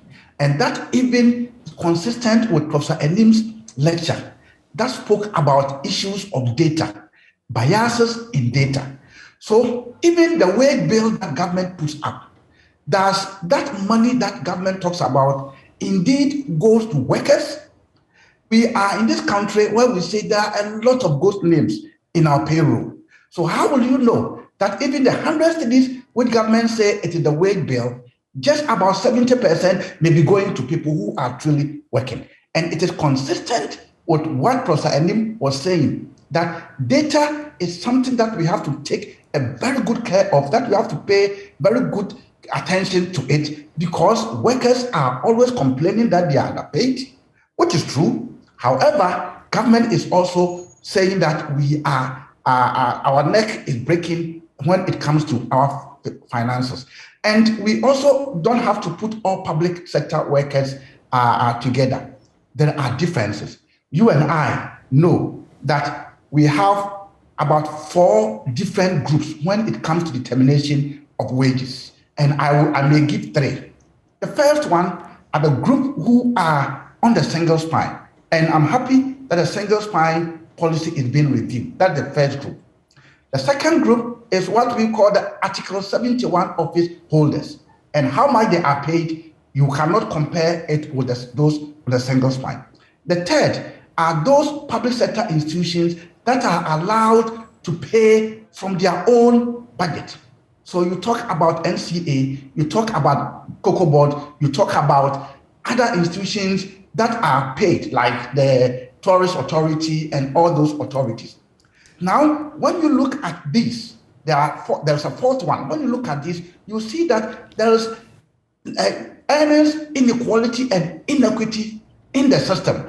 And if all these box together and it is found on the wage bill, you by all means find those at the lower echelon of the ladder complaining that they are not well paid. And many of these people are on the single spine, including myself in the teaching service, including medical doctors, including civil servants, including almost all public service workers, the police, and so on. But when you compare our average earnings to those on the singles, to those on Article 71 office holders, you see a huge disparity. And when you compare it with those who are supposed to pay from their own budget, it is also huge. And analysis that I did, I don't have it here, if I recollect very well, the average earnings of those on the single spine, if it is 1, those on Article 71 office holders, it's about 6 times. And here I am talking about average. And that is a huge inequality. So these are the realities on the ground. And Professor Enim tried to say that, well, we need to interrogate this And indeed, if we cannot measure our own productivity, it becomes very, very difficult to know our contribution. I know in the past, the former Minister of Public Sector Ministry, I think I think I've forgotten the name. He used to be a presidential candidate for PPP, said that it is time for public sector workers to clock in, so that when you go to work, we know that this is your contribution. You don't go out and just moving around. We know that you are there and working. And I can tell you, in some institutions in Ghana, I know Bank of Ghana in particular, you clock in and then you clock out. In Bank of Ghana, you cannot just go and just be loitering around. At least that is what I know. But another dimension to the conversation, Prof, is also this, and I'll be moving on to Dr. Patrick Esuming, but another dimension to the conversation is clocking in and clocking out is not necessarily the solution. It may be part of the solution, but you can clock in and not be effective or efficient, even while being at post. And we know about other systems where people can clock in and then sort of disappear. We see all of these in the public sector as well. So I mean, I'm just putting that to you. It's not an all-embracing solution, is it? Yes, but it is not just one solution to it. Clocking in is one, supervision, and in trying to improve productivity, one important measure is supervision. So if your supervisor is making sure that they are giving you a target and you are meeting the target and you are going to be paid based on what you have achieved, that is one way of also propping up productivity. All right. Let me come now to Dr. Patrick Esuming, economist with the University of Ghana Business School. He also joins the conversation. So this entire lecture, this inaugural lecture, as delivered by Professor Enim, also it sort of, stirred the hornet's nest, because we've heard from teacher groupings, we've heard from many people from different aspects of society, public work, who are saying, wait a minute. And that has been clarified by Professor Enim, that he never intimated categorically that public sector workers are overpaid. But on the back of what Professor Bob Watting has been sharing about, output and clocking systems and all of that, Doc, do you feel that it is high time, looking at the component of our GDP that goes into paying public sector wages, that we took a second look at these wages to get proper benefits as a country from the work of public sector workers, especially? Good morning, and good morning to viewers and also my colleagues. Right. So I think, as for the public sector wage bill and the public sector currently clamoring for more wages, if you look at the cost of living, even from January 2021 to now, based on the CPI releases, you notice that the cost of living has gone up about 28%. Over that same period, the public sector pay has gone up just over 11%. So clearly, from that standpoint, you see that from that point, there's been an erosion of real wages, upward of about 15%. So you can understand why the public sector will clamor for wages, for additional wages. But I think what we need to juxtapose with what the government statistician has said, and then also what Prof. Barberton has said, is that if it's fair to grant these wages on the larger scale. If you grant these wages, assuming that the additional wage doesn't come with additional output, additional productivity, right, you could actually end up fueling the inflation further, because then you are going to have several people having more money to spend. And if we are not generating additional output on which to spend this money, then we end up with the situation, as people say in inflation, more money chasing fewer goods. So I think every time we discuss public sector wages, we should also discuss it in terms of what this means for productivity. So the conversation always have to go together. If you recall, even with the single spine, it wasn't just about wage adjustment of the wages. It's supposed to have a productivity element that should be monitored. I think the problem is that sometimes, like it's been pointed out, we don't really have a very good way of assessing people's productivity and then we don't have the data both at the aggregated and the disaggregated level to see who deserves what. How do we, especially as we talk about single spine and all of that and the problems that have bedeviled it, how do we rectify that? Because if there's no measurability, if there's no way of saying, look, public sector X is expected to do this. If he's not doing this, he doesn't deserve his wages. Maybe he gets the axe. I guess that's the fundamental problem, part of the problem. How do we deal with that as a country? Well, let's think about what the private sector does. You know, if a private sector person employs someone, that there are targets. You know, they will define the role and they will say what tasks are required of the role and to what level those tasks should be performed. And then they'll give you clear targets and indicators for you to meet.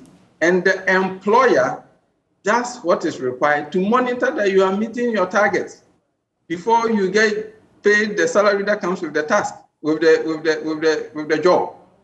I think it's on the employer in this case to put in the measures to ensure that people that are on the public payroll are deserving the task, or they are performing the task on daily, on monthly, on hourly basis, that for which they have been employed. And that if people are not performing the task, the necessary consequences take place. And I think that's why the issue about supervision and the issue about monitoring has come into the discussion. So, you know, obviously the public sector is bigger and it's a little bit more complex to measure than in the private sector. But I think it gives us clear indicators. Every employment, every job has its task, has its requirement, and it should have indicators for measuring whether you've met it or not. And then if you are not meeting the target, then you will, you know, whatever sanction has to apply. So I think the other thing is incentive pay.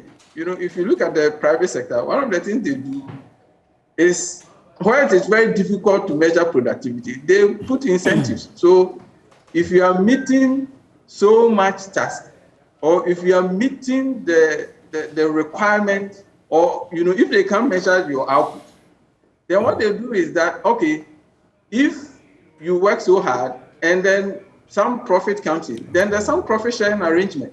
So there's some well-built incentive structure to ensure that even in cases where we cannot directly observe your productivity, we are paying you based on overall contribution that comes. We see it in the financial system. We see it in insurance, for instance. Because if an insurer says, go out there and bring business, they can observe whether you are actually working hard and convincing clients to bring in more people. But at the end of the day, if you are bringing in clients, then they know that you are working, and therefore they are paying you based on commission. So the more you work, the more you receive. And that's really what the discussion should be about. Okay. So what Prof. Anil has brought to bear is that we need to have this discussion. Right. And therefore, while we are talking about, you know, productivity, we as a country, we have to think about, you know, innovative ways of ensuring that we are measuring productivity in the public sector. Right. And we are paying people commensurate with what they are contributing. It's interesting as I bring in Professor Gachi. It's interesting because oftentimes, even in, you know, discussions with friends and others, one thing that comes up is they'll say that the typical Ghanaian worker would be sloppy about his or her work, especially in the public sector. But let him travel to the West, then he becomes the hardest worker, you know, in whichever entity he finds himself. But for you, Professor Gachi, as I take your initial comments, I want you to focus them on this. We're looking at a certain trajectory. It's been mentioned. You look at public sector wages, the tripartite committee sits an increment of maybe 4 to 7%. Article 71 office holders get way more, sometimes maybe as much as 10 times more. You look at the number of industrial actions we've had, Cloxa, Guta, and all of them. It points to something. It points to the fact that while wages are not increasing, you look at our inflation, 23.6%. You look at the lending rate, 19%. All of that paints a picture, doesn't it? Just to add to this, we've heard that 3,000 nurses have left the country, you know, on the back of, and what are they complaining about? Poor wages, long working hours, without the right logistics. What picture does that paint for you? Does the ordinary Ghanaian worker get overpaid or underpaid? What is your take on that? Okay, thank you. I think the answer to that question will be found in the essence of the lecture. So what the presenter sought to do is to indicate that he agrees that there is inequality, both in terms of income distribution, there is productivity issues, and there is unemployment measurement issues. Then he went ahead to even make a statement to the effect that it is not good for us to have a situation where your basic pay is about 3 times lower than the allowances cumulatively, because that tends to affect you negatively when you go on pension. So these are issues that we need to address. But to be able to address that, we need to collect quality data. The process or data protocol will have to be defined and fall within a certain metrics. And that would transition into the kind of policy or steps we take in addressing these issues. So I think that the purpose of the lecture tends to address the issue that you just raised, why some seem to be paid higher than others. It doesn't matter if Article 71 office holders are being paid higher than all of us. The key issue, in my opinion, from the takeaway from the lecture is that whatever they are being paid should be measured against some productivity. Whatever they are paid should be measured against some service that is quantified and delivered to the state. That is why they are getting what they are getting. And what I am paid should be measured against some level of productivity or some level of performance measurement. But the problem we face in the country is that in many cases, the way we employ people into the public sector is problematic. Either it's based on politics or it's based on family relations, etc. So as a result of that, it weakens supervision. It weakens monitoring. Measurements of performance in some cycles is not even done without compromising the metrics that have been put in place. So I believe those are the issues that I think he was trying to address. I get that you're being a bit cautious because, of course, this is another academic also delivering his thoughts and very economic, the analysis, macroeconomy and all of that, and all the different factors. But I'm putting it to you, Professor Gachi. I just want to find out. Looking at all of these dynamics, the economic situation we find ourselves in, I've told you the basis for which 3,000 nurses have left the country.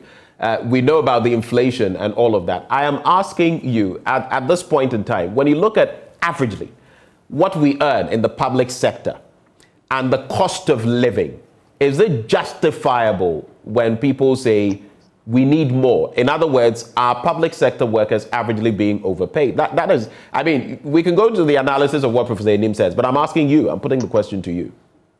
Well, I think cost of living drives the demand or extra demand for a pay or some kind of intervention, and that is not bad. And that is what we have been doing. That is the reason why sometimes even the employer, I'm talking about the public sector, sometimes come in with some support they call COLA. So that is recognized. So I don't think when people are calling for extra pay or some sort of a response from government because cost of living has gone up significantly is anything new, and it is not bad, in my opinion. And there is labor mobility. So if you are working as a nurse in Ghana and you think that the conditions within which you are working are not favorable, and it is easy for you to move to US or UK and the rest to work, that does not affect any rule. So you can do that. But that gives a signal to work on our environment, to make the environment more attractive in terms of the wages we give them, the working conditions. In fact, the environment that some people work is very, very difficult to classify as a working environment. The employer ought to invest in making sure that the environment within which people work is conducive and make them give off their best. So all those issues are broad issues that we need to discuss. Right. But I do not think that people asking for more is against any economic rule. And I'm not sure people moving from Ghana to work legitimately outside the country is against any rule. Right. That gives a signal to improve our environment. All right, gentlemen, do hold for me. As I bring in Isaac Kofi for a bit of analysis in studio. And Isaac, it is interesting because that also brought to mind when we talk about Article 71 office holders. You know, Togbe Apede and the Council of State. How many times does the council sit in a year? For example, his ex gratia almost 400,000, and he decided to return it to the state. But then you ask yourself, when we talk about equal work for equal pay or output and all of that, it brings to mind so many questions, doesn't it? But let's take a look at the public sector workers' salaries, wages, and what dimensions we can look at this morning. All right, then, so the last time the basic salary was actually increased was this year, somewhere around January. Right. That was just about 7%. That was the proposed amount. And then if you should look at the trend analysis, the number of times we've had, public sector workers, salaries being increased from 2012 to 2020, you could see a downward trajectory in terms of the percentage change or the rate of change. So somewhere in 2012, just after the public sector joint, standing negotiation committee was initiated, 18% increase in their salary was actually introduced, and this was actually dropped in 2013 to somewhere around 10%, and in 2014 there was no an increment just because the COLA was actually introduced in 2014, and in 2015 that was around 15%, and right from then you could see a downward trajectory. Even after COVID, the proposed percentage change or increase was somewhere around 4%, and this year is around 7%. So the highest we're looking at is a 2012. Yeah, that was 18%. 2012. Which is pretty close to what, interestingly, trade unions have been calling for. Absolutely. Around the 19%, the last inflationary rate. And right after that moment, they've never had such, an increase before. It's been somewhere around 9%. But this year, after COVID, where probably we were expecting that it could go high, or somewhere around 4% and then even 7%, which they have said is woefully inadequate. But we've also been comparing the percentage change in terms of the salary from the Article 71 holders. Let's focus on the president and that of public sector workers. And you could see that, the percentage change is not really different, but we've talked a lot about inequality. So the next slide will show you that although the percentage change is actually almost the same, but when you look at the inequality gap, it's so the quantum, right? Huge. The quantum. Exactly. Right. How much you are taking home or how much you are earning as a basic salary. So if you look at an Article 71 holder, their average salary is somewhere around 18,211 Ghana cedis. And that of a single spine salary structure. This was as of 2016. Right. Single spine salary structure, somewhere on the single spine is earning somewhere around 1,128. So the disparity in there, something around 16,000. 17,000. That's the difference. 17,088 Ghana cedis. That's huge. Wow. And the highest earner on the Article 71, salary structure, that was the president back in 2016, was earning somewhere around 29,899 Ghana cedis. And the highest person on the single spine then in 2016 was earning somewhere around 4,324 Ghana cedis. And again, huge difference of 25,575 that year. And the least earner, this is quite worrying. It's very worrying if you should compare the least earner. If you look at the Article 71 holders, the least earner is earning around over 11,000. But on the single spine salary, 2016, that was 178 Ghana cedis. It would be interesting to find out what the minimum wage was in 2016, I think it should be around, because 9 cedis. 178 cedis is I don't even know. Maybe I'm thinking in today's terms, so I don't even know how one would get by with that. So you were talking about, the impact of, let's say, inflation So we did some analysis to see what has been the impact of inflation on the average salary of an Article 7, a single spine salary, someone on a single spine. So let's assume this year, inflation is somewhere around 23.6%. And so it means that, holding other things constant, inflation alone has taken away, if you should compare, let's assume that this amount that they were earning in 2016, they're still earning it right now. If you should compare what they were earning in 2016 to what they were earning now, just last year and this year, it means that if you were earning 1,128 Ghana cedis, inflation has eroded 266. And this is the at least situation, 266 Ghana cedis from it. And if you should check the inflation figures from 2016 to 2021, on average, it's somewhere around 10.78%. And the average value that we lose annually just because of inflation is somewhere around 121 Ghana cedis. And so the average value lost between the period I'm talking about is around 486 Ghana cedis. Now hold on. That is staggering. Exactly. That is staggering. So hold on, let's calculate the effects.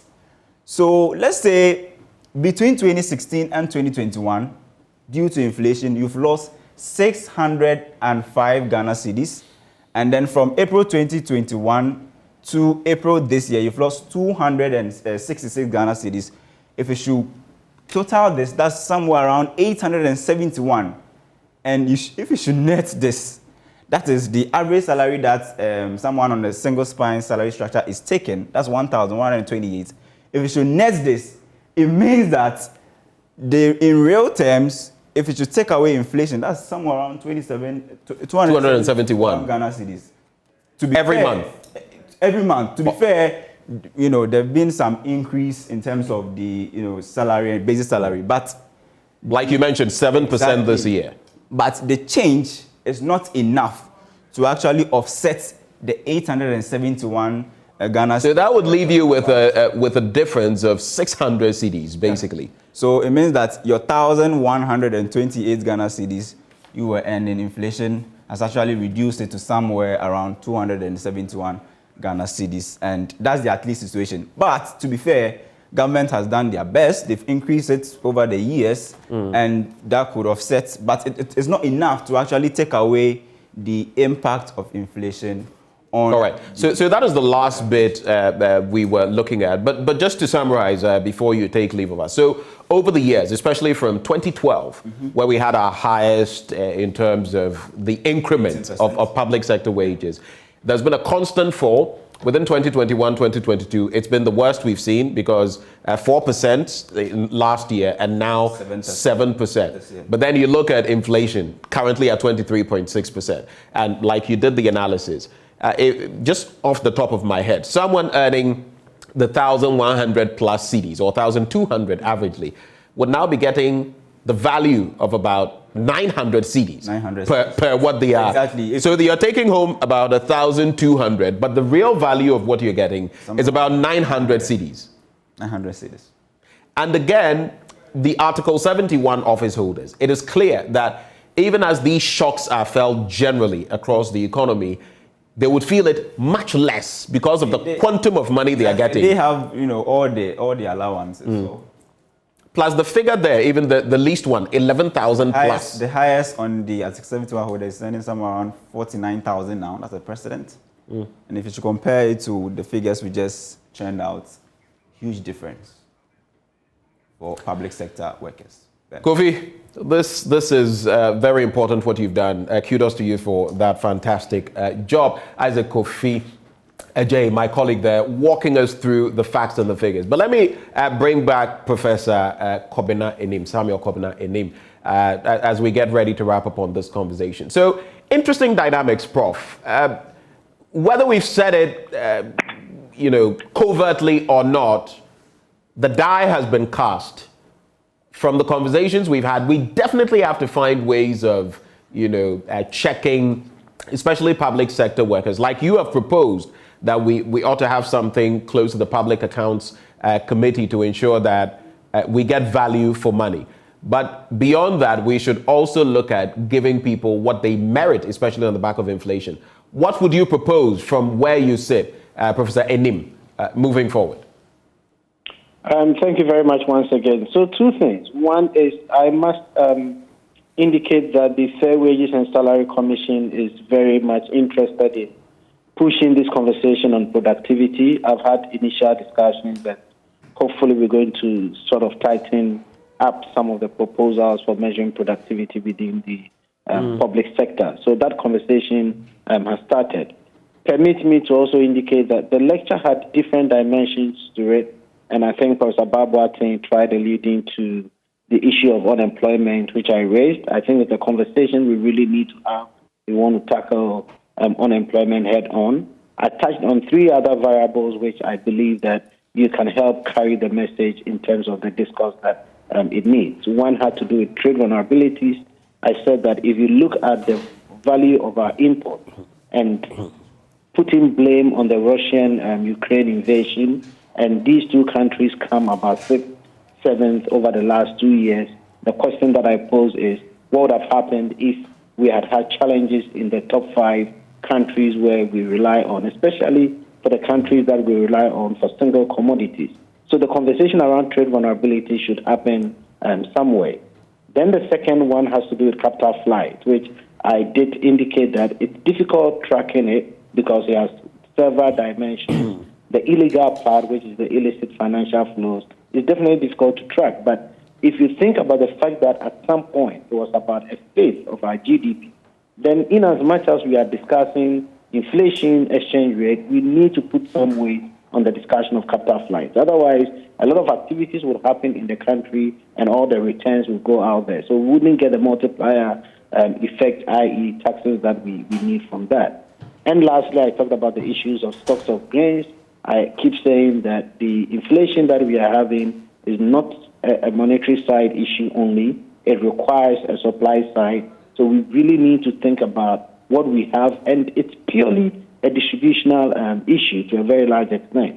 And demonstrated the extent to it, people take advantage of crisis times, and we see stark variations in prices, not inflation, in prices across our outlets that we collect the monthly information for the computation of CPI and inflation. Thank you very much. Right before you go, Prof, just to sneak in this one because of what you mentioned. So can we look forward to anything after your engagements with the Fair Wages and Salaries Commission? Can we look forward to any action this year in terms of what you've been discussing with them? I mean, there is an extent that I can go. My responsibility is to just put out the numbers and give in on areas that they have to look at. But the policymakers would have to determine whether something would happen this year or not. And that is why we have hinted that this is going to happen, and we are hoping that you can follow through to ensure that the policymaker acts. Professor Enim, we're incredibly, immensely grateful for your time this morning. Thank you so much, sir, and all the best. Thank you. Thank you. All right. Let me also bring in Professor Babwate for your concluding comments. So, gentlemen, for the rest of you, I'll be taking your concluding comments on the way forward. Professor Enim has started the conversation, and maybe fittingly so, whether he said overpaid or not is not the matter right now. The point is, how do we harness the best from our public sector workers, and how do we also ensure that they are getting paid what they actually deserve? I'll start with you, Professor Babwate. Well, thank you very much. I will conclude by hammering on the issue of productivity. Right. And in the literature and in practice, productivity and measuring productivity and ensuring that people work is the responsibility of the employer. It's not the responsibility of the worker. If you employ somebody, you have to give him the tools, the equipment to be able to work. You have to ensure that you give him all the supervision. You have to give the person the target and make sure that he achieves it. If he's not able to achieve it, if there are sanctions, the person suffers from it. You made a very good point that Ghanaians seem not to be so much productive, but when we go out there, we are able to work harder. It is because out there in the US, in Germany, elsewhere, supervision is very key. And many of us have tasted working out there. And sometimes it is even difficult, you didn't get time to go and drink water. You are supposed to work for how much you are going to be paid. So going forward, There's nowhere we cannot measure productivity. We can measure productivity and get it closer to the best. But the major thing is that it's the employer's responsibility to ensure that the worker that he is paying, he has given all the necessary tools and equipment and giving the target, and also making sure that he is supervised and deliver. And when he delivers, then it means that how much is going to be paid is something that he can measure and equate it to the productivity or what he has been able to bring on board. All right. Interesting points there, Professor Boaboateng. We're very grateful that you joined the conversation this morning, and do have the best of the day. Let me go now to Dr. Patrick Esuming, who is with the University of Ghana Business School. Your take, Doc. Well, I think so I like the data that your colleague Kofi showed. And I mean, what I would say is that, if the average Article 71 office holder, we have a way of measuring that this is what they are bringing to government output, and we are paying them more based on what they are bringing, there's no problem with that. Everybody has to earn their salary. If a private business is paying people more than they are bringing on the table, that business will collapse eventually. So it is not enough. So the cost of living rising is a reason to ask for more salary. But that more salary has to come with we putting more on the table, providing more output, so that when the employer pays that extra output, it is not going out of business. So I think everybody has to earn their salary. I think the main point on this part of the discussion from the presentation is that we have to find a way of measuring what everybody is bringing on the table so that we pay them appropriately. And just a follow-up, quick one, very quickly. A thought just came to mind. On the back of Togbe Apede giving back about 400,000 Ghana cedis to the state by way of ex gratia given him that he feels is inappropriate. Look at an entity like the Council of State, and it's not to demean the work they do, but how often do they sit in a year, the conditionalities and everything, and earning such a whopping sum at the end of a tenure? So is it high time we started looking at the earnings of Article 71 office holders? I know there's a whole dynamic, legally speaking, to it, but should what they earn and their ex gratia and all of that, should it reflect the times, the economy we have, like we're having now? Look at inflation. What do you think, Dr. Esuming? And I'll throw that same question to Professor Gachi as well, but I'll start with you, Dr. Esuming. Well, I think, for me, I will lean more towards earning being paid what you have earned. And I think if at the time you were working, your salary was commensurate with what you're providing, then you have to question why, when you are living, we decide that we will pay you so much as gratia. So there are two things. What you earn, if you look at normal workers, what you earn, your gross, part of it is taken away as net and is invested. And that is what, when you go to retirement, we pay you. So if we're able to demonstrate that this ex gratia that we are paying is actually part of people's contribution, then okay, go ahead with it. But there's also another side that, there's such big pay disparity. I think that's where the, paying based on the times come in.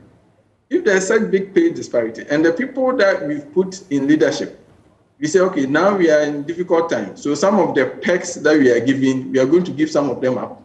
I think, in terms of leadership, showing, especially when you're asking people to contribute a little bit more because you're in difficult times, showing that leadership by saying that maybe I may have been entitled to this, but because of the difficult times we are in, I'm also going to sacrifice it. Because mind you, when the discussion about raising pay comes up, one of the points that we hear is that, well, we are in difficult times, the economy cannot sustain. It shouldn't be that one group are being asked to make the sacrifice and others are receiving all the perks that they are receiving. Right. Dr. Esuming, thank you for joining the conversation. Thank you so much for your time. I'll wrap with Professor Gachi. Over to you, sir. Hello, Prof. Yeah, thank you. Right. We all do agree that productivity issues are real. We need to tackle it. And I believe in doing so, it's not only about the measurement of productivity, but how we give orientation to ourselves that those who are supposed to supervise and monitor are effective at it. I believe that is where one of the challenges is coming from. Now, your next issue about ex gratia being returned by Togbi Afede, I think that is a laudable development, but we need to discuss this in context. In context, because I believe whatever Article 71 office holders have received is based on law. Oh, right. So, Prof, just to clarify, I wasn't denouncing that. I was just saying that should we also be looking at their output as Article 71 office holders, whether maybe, I'm careful, I don't want to use the word merit such gargantuan figures, but whether we can even also trim down Article 71 office holders' earnings and ex gratia in line with where our economy is. That was the point, not to say that probably everyone should be sending their money back. No. Yeah. Well, I believe I made a point when I had the time earlier that whatever we give to Article 71 office holders should be based on some measurable services that they deliver to the country. If that is done, then we all know that their services are benchmarked to whatever they receive. So that is something we can do. And if we say we are trying to control payment of salaries, wages, allowances during hard times, it will cut across board. So if it affects the presidency, if it affects ministers and their deputies, etc., it should affect all those people who are in government are taken from the consolidated fund. So that would be my thinking. But what Togbi Afede has done is purely voluntary. Those who have received and they have not returned, they are within the law. If there is any reason why we want to rationalize and put them in a different category, we can go ahead to develop that law. But in my opinion, as it is, those who are received, they are received genuine salary. Togbi Afede was not returning because it is illegal, but because he felt, looking at his stature, what he is earning on his own, he can deliver a service to the country in this hard time without taking that money. And that indeed is the rationale behind what he did. But thank you so much, Prof, as well, for joining the conversation. Professor John Gachi, Dean, UCC School of Business. So we had Professor Kobena Enim, the statistician, government statistician, join the conversation. Dr. Patrick Esumin of the University of Ghana Business School. Professor Bam Boateng, and now Professor John Gachi. But up next, we also have a conversation when it comes to pressure groups and how effective, efficient they have been. As we talk about public sector workers, how about our pressure groups? And the context has to do with fix the country, or maybe should the fix the country group itself be fixed? How have pressure groups fared? We'll be having that conversation next on the AM show. Stay.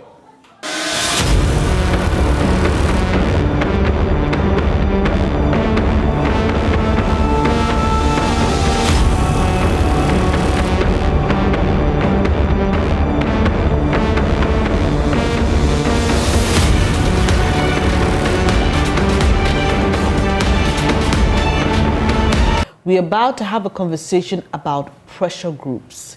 Yes, you've heard of the Occupy Ghana, Let My Vote Count Alliance, heard of AFAG, and heard of the CJA. Quite recently, we've heard of Fix the Country. One of the conveners being Oliver Barker-Vormawor, and all the issues surrounding his actions. But really, what is the purpose of pressure groups? How do they start? What are we seeing as their contribution to democracy here in Ghana? Well, I've been joined by Dr. Kwame Asasante. He is a political scientist at the University of Ghana. Good morning, Doc, and thank you for joining the program. Good morning, Madam.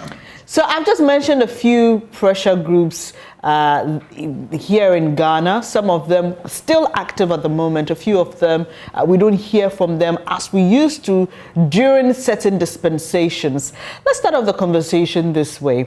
Looking at Ghana's democracy, let's start from 1993 and where we are now. What really would you say has been the contribution of pressure groups? Yes. Thank you, my sister, for the opportunity. Pressure group has been one of the important civil society organizations that are responsible for putting pressure on government and making sure that government that they need for, and they also satisfy the interests of their people. So from that perspective, you can understand the work that they do. They articulate the views of the public. They champion the cause of democracy.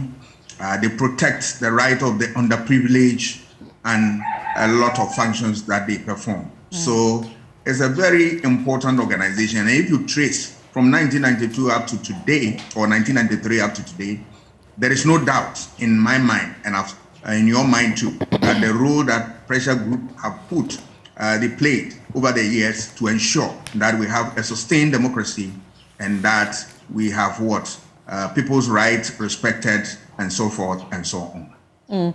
You mentioned that they are a group of people who obviously have a common interest, and that's why they're coming together.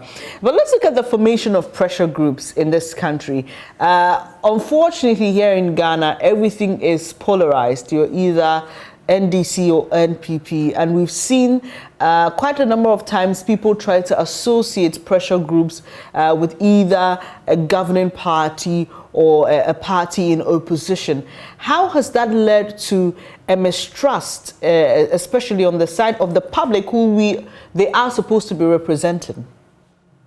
People who put them in those categories. For us as students of politics, we are not worried, because if you look at the basic thing that they do is that they put pressure on government, for government to come to the need of to attend to the needs of the people. So by that definition, you will understand that, or people will understand that, look, they are people who put pressure on government, and for that matter, they act as opposition to government. There's nothing wrong with that, provided they do it within a certain context, provided that what they are saying is the truth and that it will benefit the people. That's all. So whether people call them opposition or whatnot, it doesn't really matter, provided what they are doing is the truth, provided the pressure they are putting on government is legitimate, provided that they speak for the needy, the vulnerable, the poor in society, provided that they defend the interests of their members. For me, when these things are done, there is nothing untoward about the activity, and provided they operate within the laws of the country. Talking about that reminds me on when Fix the Country movement started. There were those who were concerned about, who are your sponsors? Why are you doing the things that you're doing? Is it so important when it comes to pressure group for us to know the ownership or funding of these organizations? It doesn't matter. Because people don't understand various types of pressure groups. You have the associational pressure group or interest group. And who are these people? They are professionals or a group of people with a common interest that they want to pursue and then hold government to account. And so you have groups such as Bar Association, Ghana Journalists Association. These are associational pressure groups, all right? So you ask who's sponsoring Bar Association? I mean, they operate, they have their own finances, members pay dues and all that. They don't look for funding from elsewhere. They generate resources from within. Then we have anomic pressure groups. Who are these groups? Anomic, they are born out of certain concerns of society. So if there is an issue, then quickly people rally behind the table, decide to come out to pursue the interests of the ordinary man or their members and all that. I can give you an example. One of the anomic interest groups that we had in this country was this group, let my vote count. You recall when MPP went to court in 2012 after election. All right. The MPP argument was that there were some of the votes that they were pleading that the Supreme Court will cancel them because they were not obtained correctly and all that. And a group came out that, look, stay, let my vote count. That is anomic. They were born out of that circumstance. So as soon as the Supreme Court ruled, they ceased to exist. We had groups such as what? Our Sisters Keepers. You recall, 2000 election, prior to 2000 election, there were a lot of killings about women in Dansoma and Mata Eco areas, if you recall. And President Kufuor promised that if he's giving political power, he will make sure that that thing ceases. And indeed, it ceased. And the group also ceased to exist after Kufuor had taken office. There was another group also called Kumi Preko, which stood against VAT of 17.5%. They said it was too much for Ghanaians to bear, and then Nana Akufo-Addo and the rest of them jump onto the street, argue about it, talk about it, demonstrated, and government, finally listened and then reduced it to what, 12.5 that we have up to today. So these are some of the types. And then, of course, we have institutional, pressure groups, which exist very close to government, and they also play a certain role to make sure that government respond to the needs of the people. You can cite groups such as bureaucracy, the army, and whatnot. They belong to this group. So there are a number of them. When you look at all these groups, who is funding them? You realize that it is either from within or from, members, so to speak, of the group. So they don't get funding from elsewhere. And that if you want to target them like that, then you'll be having a different definition of what a pressure group is. Let me use the Fix the Country movement as an example, because it's one of the new pressure groups we've seen spring up in this dispensation. Now, they have followers, or let me say members rather, across the country. It's interesting to note how they ensure, and when I say they, I mean the leaders, ensure that they're really carrying the interests of the people who are a part of the movement, and also that persons who are part of the movement understand the motive or the interest for which the group was created. How is that done? Do they work like political parties? How exactly is the reason for the group's creation trickle down, and how do their people who are members hold their leaders accountable when it comes to staying true to why they were created in the first place? Let us remember that before forming such groups, a group of people or some individuals meet around table to discuss what they want to do and the reasons for doing that. It is on the same basis that they are able to discuss issues that affect them.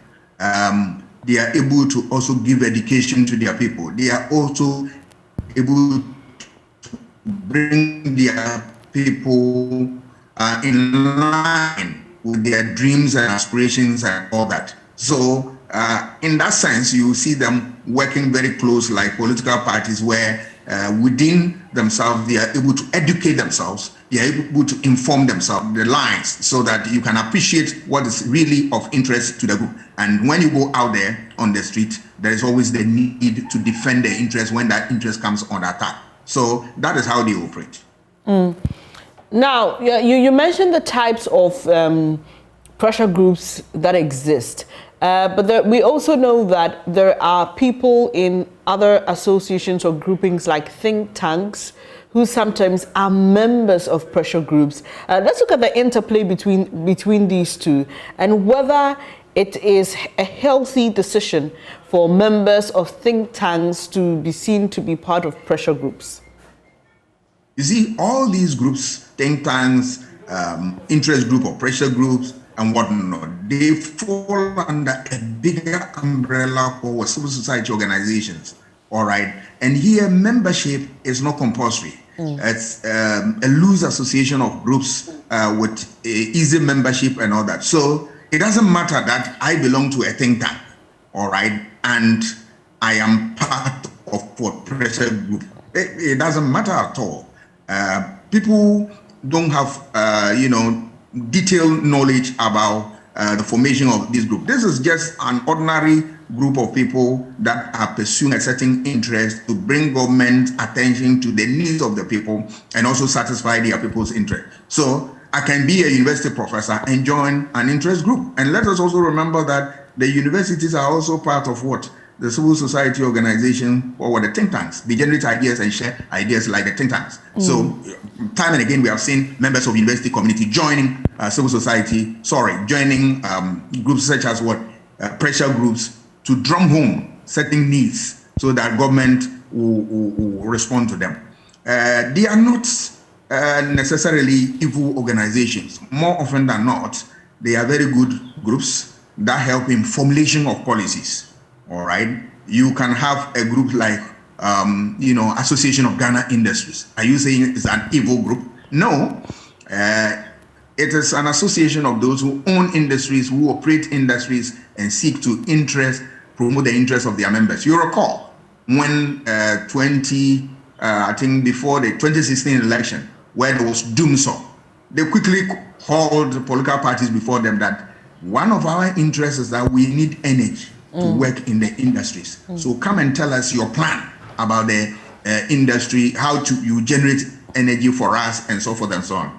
This is not evil. This is something that was of dire need for every Ghanaian, not only the industrial players. All right. So interest groups or pressure groups, they have a lot that they do to sustain democracy and then also allow it to firm itself. But the modus of operandi is what sometimes creates problems for people, because they use tactics such as strike, such as demonstration, such as boycott, such as symposia, and so forth and so on. If we're using demonstration, obviously a government will feel uncomfortable. Obviously, people will think that you are against government and all that. But provided you do it within the framework of the law, it is part of democratic ethos that we need to strengthen the frontiers of every fragile or even an endured democracy. Doc, you mentioned how we've seen them operate, demonstrations, strikes, going to court. But there appears to be an element we don't explore, or pressure groups in Ghana don't seem to explore so much, and that is lobbying. Yes, it's part of their role. But do we see them? Do we see them do that as much as they hit the streets and go to court? I think lobbying is mostly behind the scenes. All right. Very few instances you have people coming out to say that yes, there was a group doing A, B, C, and F. All right. I am sure, and I'm so certain that they do a lot of consultation, lobbying, getting people on board, and all that. And some of these activities in advanced countries go a long ways to shape policy. Take, for instance, the NRA, the National Rifle Authority in America, is one of the powerful pressure groups in the system. And what do? They lobby people to accept the view that, look, owning a gun is your human right, and that you don't need to compromise on that. Look at the shootings in America and all that. But we continue to have people possessing weapons. There are so many licenses that allow you to display gun, on your body, the one in your car, and so forth and so on. All right. This group, that is NRA, have been able to influence American society, influence, the general, manufacturing organization and all that. Like, look, there is a need for you to own a gun. All right. That is one of the lobbying things that they do.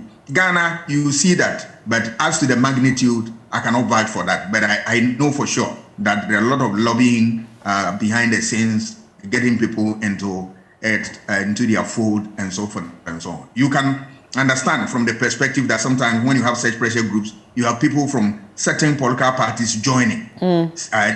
You recall some years ago, we had CJA, all right? And you have people from CPP, NDC, and all that. How do you get them in? Because you are championing a certain cause that is germane to the lives and survival of people. People will obviously join that group. and express their interest. As soon as that interest is addressed, they go back, all right? But if you have groups that are not able to define this thing properly, and then they want to remain on the street forever, then it creates a problem. Then the problem is that, what are they championing? Because there are things that you cannot sustain, all right, if you are looking for, say, development. Where are you going to get development within a year or two? It is a long-term program. So if you are a civil society, you are a pressure group that your interest is to ensure that there is development, then you have a long way to go. You'll be on the street if it is, you are using demonstration as one of what? Your modus of operandi. Then you are going to remain there forever. And a time will come, boredom will set in, moles will enter your ranks, they will divide your ranks, you can create problem for your own self, and you begin to operate along certain lines that are at variance with the laws of the country. There's a story on the front page of the Finder, and it says, Occupy Ghana demands list of all public lands released since January 7, 1993. Let me put you on the spot here, Doc. What would your assessment of Occupy Ghana's impact to our democracy be? Land is an important factor of production, without which no production can go on. And we are losing them with amazing rapidity. That, look, the way we handle public lands is much of a concern to a group such as Occupy Land or Occupy Ghana and the rest of them. So this is a group taking it up that, look, we want to see the end of this so that we can have an enabling environment where land acquisition and land use will be properly defined, so that we have a very healthy environment. If they take up this issue, I am afraid you can't criticize them that it is something that is wrong or they are against government. It's a concern to them. And remember that the pressure groups act on concerns of society or even concerns of their own group, and then make sure that it dovetails into government policy and program. What is government policy? Is what government decides to do or not to do. If government has been adamant or government has been sleeping over an issue, government doesn't want to wake up to the call of many, then you have a group coming up saying that, hey, look here, it is time to wake up and address this issue. So it's a genuine call, and that I don't think there is any problem associated with it. They said that let us remember that the public has the right to know, and they get this thing through either the media or through civil society groups or interest group or pressure group for that matter. So when they are raising that concern, it shouldn't be a worry for anybody, right? And it's also in tandem with the principles of what good governance, saying that anything that government does, government must make it transparent, and then make it accessible. People must be able to access. Let us remember that government doesn't exist on its own. We put government into office. So at any point in time, government is answerable to the people. So if we are demanding something that we are entitled to, what is government business in this regard? And I'm not sure government is worried about this call from Occupy Ghana. Doc, earlier you mentioned that, sometimes pressure groups are created to achieve a certain result, and then, we don't really hear from that group, or it dissolves entirely. Look at the Let My Vote Count Alliance, for example. Like you mentioned, after that court case was heard, we've not really heard much from them. But you mentioned the NRA in the United States of America, which has been in existence for a very, very long time. So which is more effective, to have pressure groups created within a certain time frame to achieve a certain result, or having a pressure group for a particular, with a pressure group that has a particular interest, staying on for a longer period of time and making its case intermittently, regardless of which government is in power? You see, whatever mode of operation you want to adopt, fine, but provided you can sustain it. The magic word here is what? Sustenance. Can you sustain what you are doing? If you are asking for development within 1 year or two, are you sure you can get it? And can you sustain that effort on the street, if it is that tactic is what you are adopting, that you want to embark upon demonstration. Do you think you can go demonstration throughout the year? A time will come that you need to revise your nose. So it depends. It doesn't matter the type of group, but more often than not, what you need is that can you sustain it, right? So if you know you cannot sustain that effort at what? Asking government for something to be done for society, then you must choose another what? Mode of operation, all right? Or you adopt another typology of what? A pressure group. So if you look at our part of the world, can you sustain your effort like NRA for a very long time, engage in lobbying, convincing American people that, look, it is your right to own a gun and all that? Can you do that forever? Let us remember that you can only do this when you have resources, you have in terms of what? Numbers, human beings, and money and all that. Is that the case in Ghana here? So you look at the one that will give you the utmost resource that you want. So I will recommend what? Anomic. You see an issue, something little, but it's of much interest to society. You talk about it. You form a group around it. Once that is fixed, you jump onto another one. That's it. Look at what Nana Hufadu did about what UMIPREP, VMIPREP, CMIPREP. These are anomic groups born up that from 17.5 is too high. It reduce it. Once they reduce it to what? 12.5, they are good to go. All right. Let my vote count. Once the court decides that this is the situation, there's no point arguing again, unless you were going for what? A review and all that. So for me, as a political communicator and a comparative scholar, I believe that it is important that in Ghana, because you cannot sustain these things for a very long time, you operate along the realms of what? Anomic. That a small issue comes up, you take it up. All right. You saw a group, the Takrady girls, bring back our girls, or the Shibo, the Nigerian girls that were captured and all that. You want to operate along certain little things that are so important. Once you achieve results, then people get to know that, you are working. We are getting results from this organization. They are the group of people that we must look up to. We must support them. But once you take on something that is its gestation period is so long, and that it takes a long time for you to achieve results.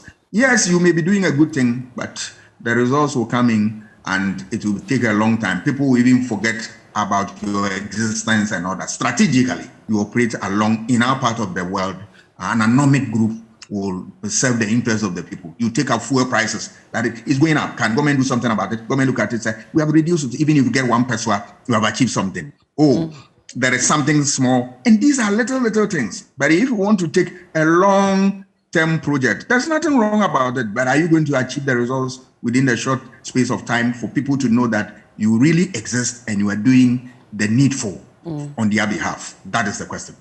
Finally, Doc, since pressure groups exist to give a voice to a variety of citizens who have a similar interest, is it very important for the group to have a certain number representative of the population, or 5 or even 10 people can come out to say we are a pressure group and we want to achieve this particular goal?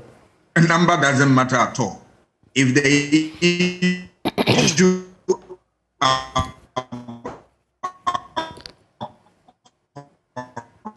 within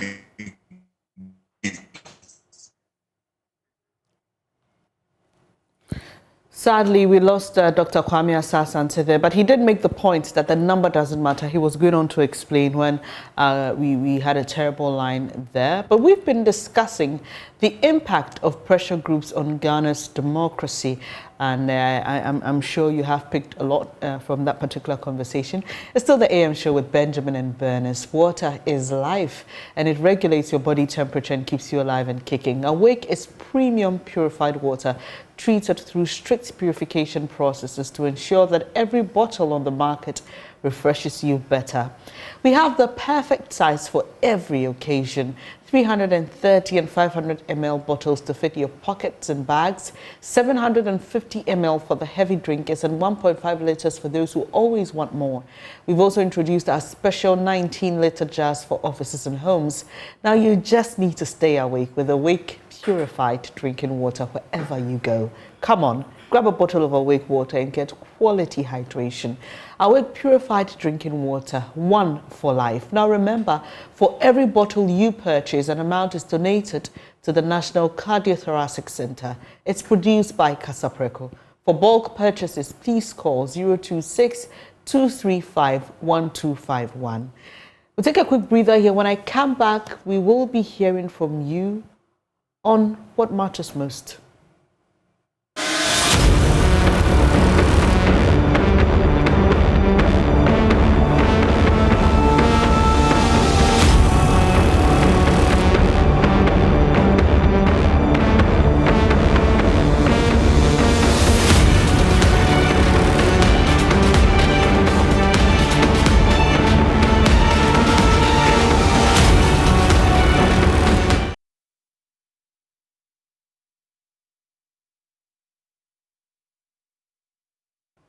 Thank you for staying on the program. Remember, I said we were going to discuss what matters most. Yes, water is life, and you can't, argue about that. But let's tell you about the Water Africa and West Africa Building and Construction Exhibition and Seminar 2022.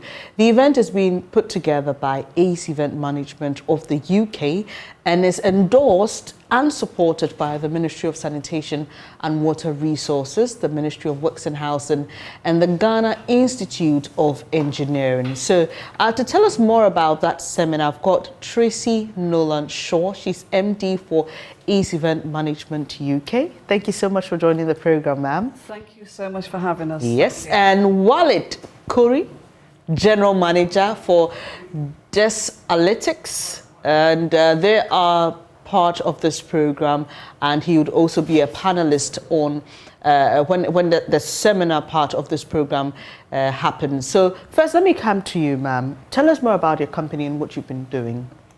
Well, for nearly 30 years, we've been organising water and construction exhibitions all throughout Africa. Our first time in Ghana was in 1994. So for a lot of you, your older audience will remember, and then the younger ones, the subsequent ones.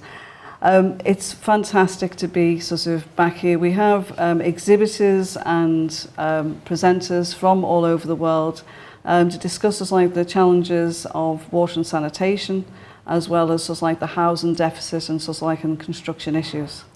Interesting. You say you've been here since 1994. That's quite a long time, Tell us some of the things you've been doing besides, is it all about bringing stakeholders together to discuss the issues, or you've seen practical improvement on the ground with the work that you've been doing? One of the things which now the Ministry of Sanitation and Water Resources, years ago there wasn't so much concentration on sanitation, and it's actually amazing to see the concentration now on that subject, because as you know, it's so important. One of the issues that I would like to take up is that our seminar director, who couldn't make it today, Professor Bob Ando, he concentrates on flood control, and as you know, in Accra, your floods that you've had recently, it's a massive issue. So there's these issues that are going to be getting discussed throughout the event. Great. So you are one of the exhibitors at this particular event. And a special sponsor as well, I must say. Yes, special sponsor. Tell us some of the products and services that are available. Yeah, so we were discussing earlier about the challenges in Ghana in terms of water management and mining and resources getting pollution. So basically what we do, we operate on 3 fronts. So first one is of course the water part, and I'll get back to this one. But also across Africa, we partner with young entrepreneurs and help them to build companies focusing on helping solve the challenges in Africa, on the water challenges. Second impact focus we have is on women empowerment. So we try to bring in as much as possible women in our industry, because as you know, water industry lags behind in terms of women. So do you mean an exchange of, like an exchange program, you bring people? Programs, trainings, even hiring. So our team is 45% women in terms of leadership, so which is really a step up. I like that. Me too. It's fantastic, isn't it? I like that. And the third impact part, which is the water, obviously. So we help companies and governments and industrial clients to improve their water operations in terms of reducing pollution, but also increasing productivity, helping them to get better results as long as they are meeting government regulations. So he is one of the exhibitors and a major sponsor of the program, but tell us other exhibitors or other products that will be on exhibition. Well, we have Interplast, who've been sponsoring since 1994, as well as Polytank. We actually have, which is very, very interesting. I'm actually going to go off centre a little bit. We have an Italian contingent, and they are concentrating on housing and on wastewater treatment plants. Okay. But there's a delegation of about 10 of them, and one of them decided that they would change the event a little bit. And what they would do is they would actually start, they want to find partners for wine and handbags. So I told you, I know it's a bit strange, but it's something that I think sort of visitors may be interested to come and see them to talk about that. Yeah. After they've spoken to Walid, they can actually go and talk to the Italians about wine and handbags. And there are a lot of, there's a congress also, the conference in parallel to the exhibition, so it's very rich in terms of content. Myself, for example, I'm organizing a panel discussion, I'm moderating a panel discussion. We have 4 experts from the water industry from Ghana and abroad debating about how we can make sure we have drinking water across all Ghana. There's one thing I really need to say, and it's wonderful to be back in Ghana, but I want to thank all the Ministry of Sanitation, Water Resources, the Ministry of Works and Housing, Ghanaian Institution of Engineering. The support, it actually makes me feel quite emotional sometimes, because it's I've always been welcomed so warmly by Ghana, and if by any of our seminars or the exhibition, if it can actually help the future of Ghana. And when I'm sending out messages to people, I say, be part of the future of Ghana. That brings me to my next question. So there's somebody watching us who's not aware of this exhibition and thinks that, okay, I can actually be a part of it. How do they do so? Okay, well, we had registration open up until this evening, but from tomorrow, from 9 o'clock, we don't charge for the seminar program. The seminar program has CP7 for the whole event, has 7 CPD credits, which is excellent. That's given from the Ghanaian Institution of Engineering. So it's free to attend. So if they haven't got the link to register, that's fine. They can actually just show up from 9 o'clock in the morning. And and where's this happening? It's at Accra International Conference Centre. All right, at 9 a.m. Yeah, registration starts at 9 a.m, but the event starts at 10. Great. So look, if you are interested in water, and we've spoken about the importance of water to us as a people, and the concerns raised by experts here that if we aren't careful, we're going to be importing water. That's not a good sign. And so interventions like this create the opportunity for discussions to happen and for us to see the way forward. And so if you're an interested citizen, just find your way there tomorrow at the Accra International Conference Centre, and your contributions will be taken as well. I'm sure there's going to be an open forum. It's interactive. Yes. Great. So this is the 16th edition, and so we're told, right? Yes, it is. It's the 16th edition. Yeah. So beyond the forum, what else should we expect? So I know that in some instances, people may release a communique or something for those who couldn't attend, but just let us know, beyond the event, what more should we expect from ACE? Okay, well, we will be putting a report out with the help of Walid of the conclusions of the seminar programme, and Professor Bob of the conclusions. And then we're going to take the advice of everybody that we deal with this week, and we're going to launch another event for next year, and then to look back and see what's been achieved in the last year. And since you're the technical person, let me just find out from you. Yesterday I spoke to the director of communications for the Ghana Water Company Limited, and due to issues like mining and pollution, we are struggling when it comes to treating our water. Turbidity is also a problem. Is there any existing technology that could help us with the modern day challenges of treating water? Yeah, in fact, there are a lot of technologies, and the good thing is that today we have all the technologies we need to avoid water scarcity. I mean, everybody talks about water scarcity, but we've reached a point where we can treat wastewater to a potable level. So the technologies are all there. I think what we really lack is a full integrated water management scheme where we have all the stakeholders coming together and saying we're going to reduce consumption, we're going to reduce pollution, then we're going to treat and dispatch to clients. So the technologies are there, either if it's through clarification, coagulation. I'm not going to go in all the technical field, but definitely the technology is here. And what Ghana is facing is not just a Ghana problem. We've seen it across all Africa because of rapid growth of population, industrialization, urbanization. They're adding a lot of stress on aquifers. In the conference, we have a panel where we'll be discussing specifically this topic, how we can improve groundwater. Interesting. And before I let you go, you're from the UK. And when you look at products from the UK, there's a conscious effort, products that require the use of water, like toothpaste. You know, you see there conserve water. You're encouraged to use as little water as possible to brush your teeth. From a very young age, children are taught how to be conscious of waste when it comes to water.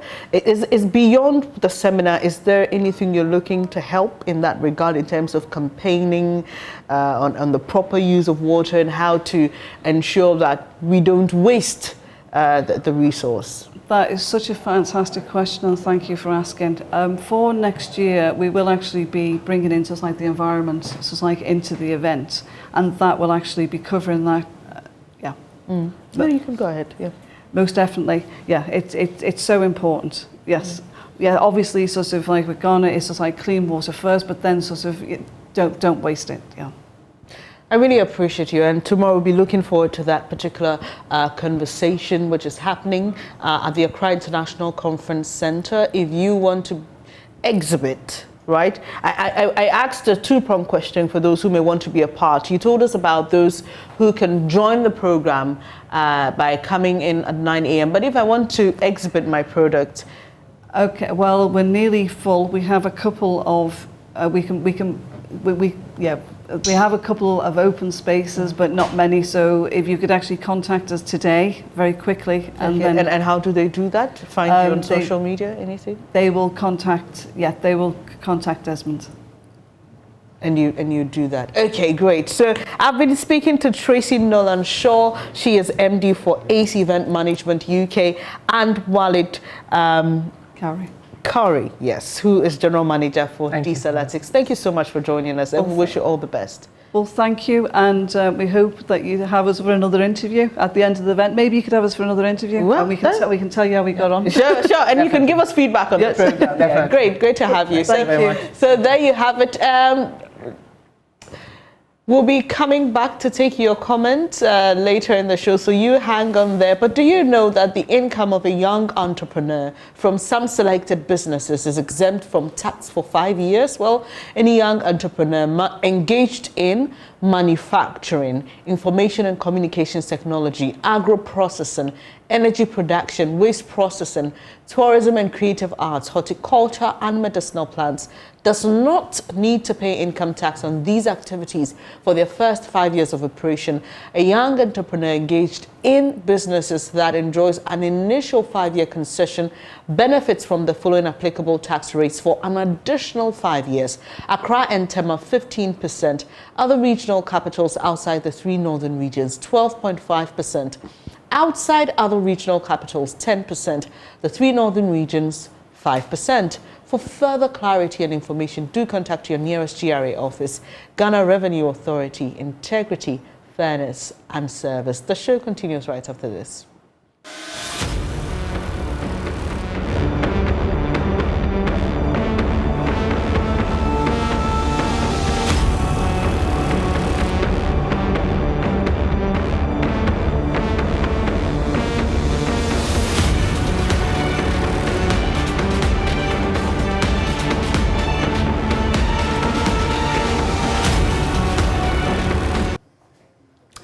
Well, welcome back on the AM show. This is where we get interactive with you. You know, just trying to find out what you think about the issues we've been talking about. Bernice, so this morning we've been talking about quite a number of matters. Public sector workers overpaid, underpaid. The government statistician says, I never said they were overpaid. Made it clear on the show this morning because it's getting a lot of traction on social media. People have been talking about it. Yep.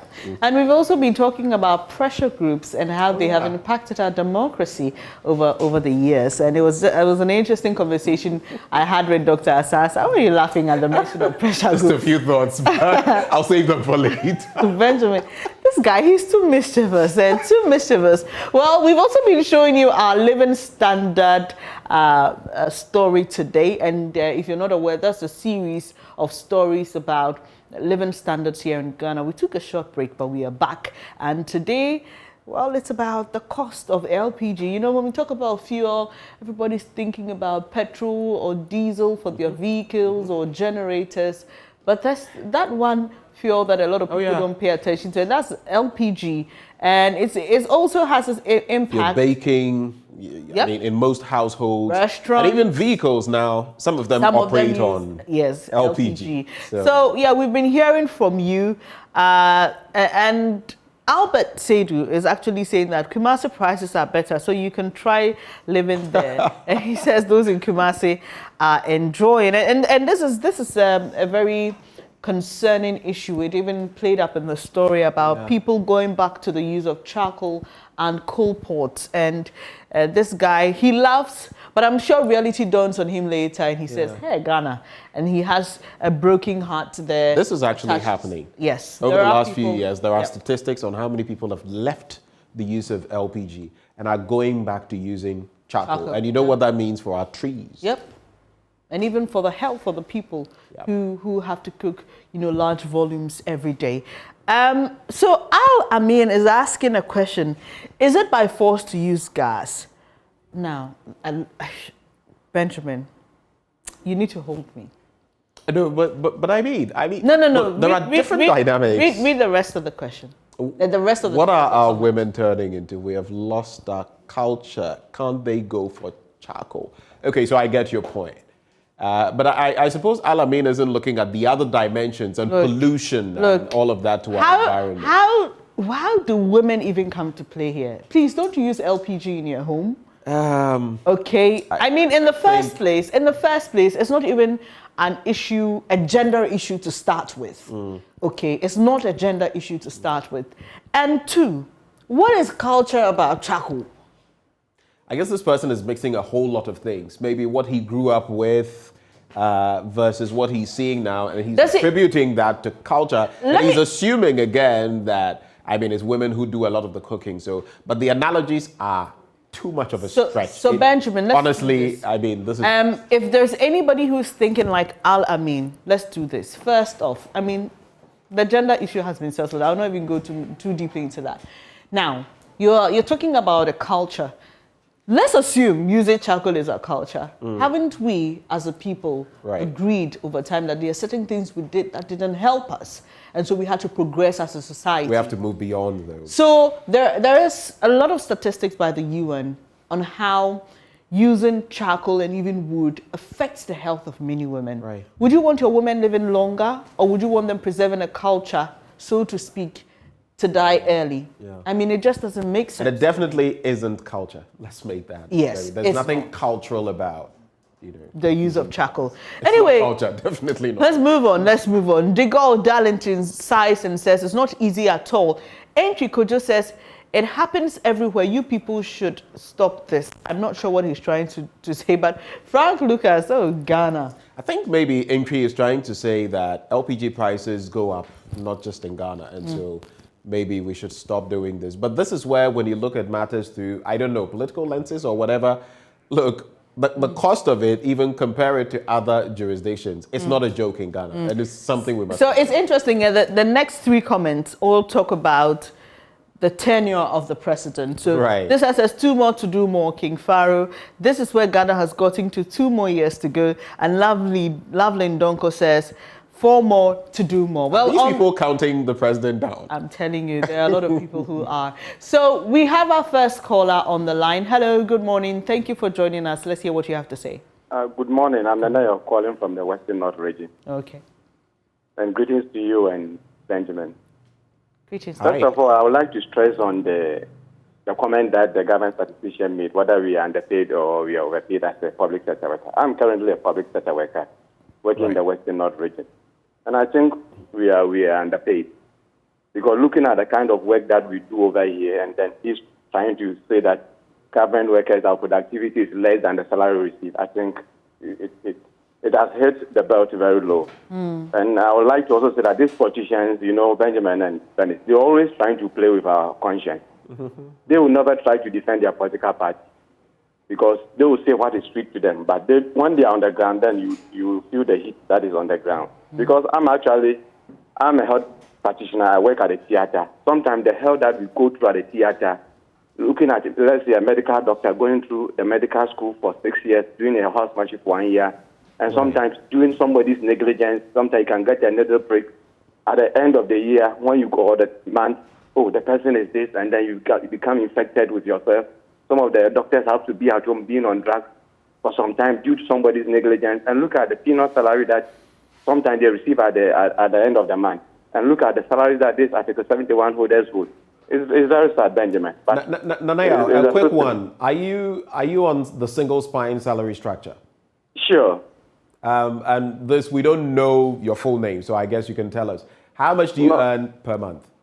Oh,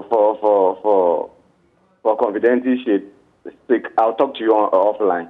Okay. I just wanted to know averagely because, I mean, these are the conversations we're having. And it's important you bring in Article 71 office holders. I was getting into that as well. Yeah, you were, Benjamin. And this conversation is just not being had here on TV. We are having it as well on radio. Earlier, Kojo Yankson was talking to the Fair Wages and Salaries Commission, the Ferrari.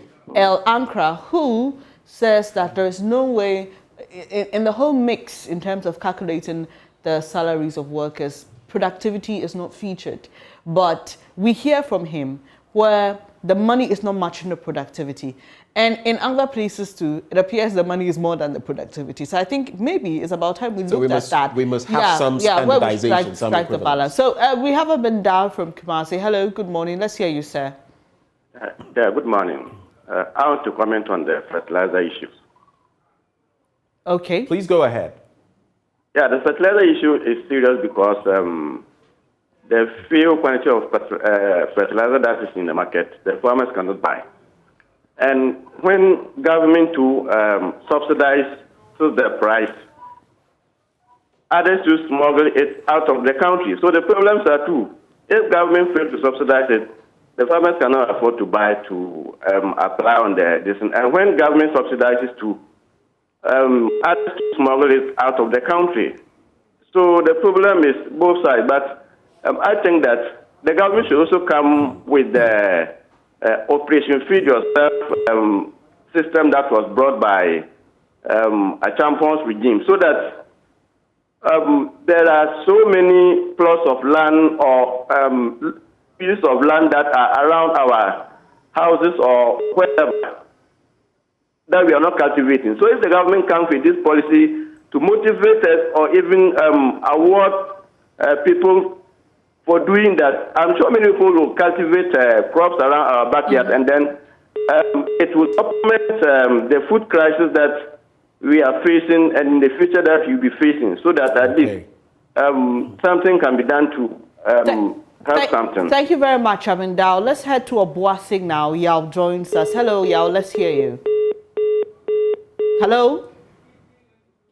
It appears we lost you out there. Too bad. So Amindao from Kumasi sharing his thoughts on the fertilizer issue. And if you're not aware, we did that during the review, where there are concerns that farmers cannot afford the price of fertilizers on the markets. They're being encouraged to go organic, but there's also a problem because they're not used to the organic fertilizers. They don't even know how to go about the process. Look, even the other fertilizers. I recall in one of the interactions we had earlier, someone was using the Down. Okay. Mix. No. Okay. What should be used on cocoa pods? You know, the pods of cocoa Yeah. beans are, they are thicker, so you can use it on them. Yeah. Are spraying them on cabbage and the rest. So direct. So imagine consuming that. And that is the problem. We're talking about agri extension offices as well. But we have another caller from Obuasi. Well, Francis. Interesting. Francis.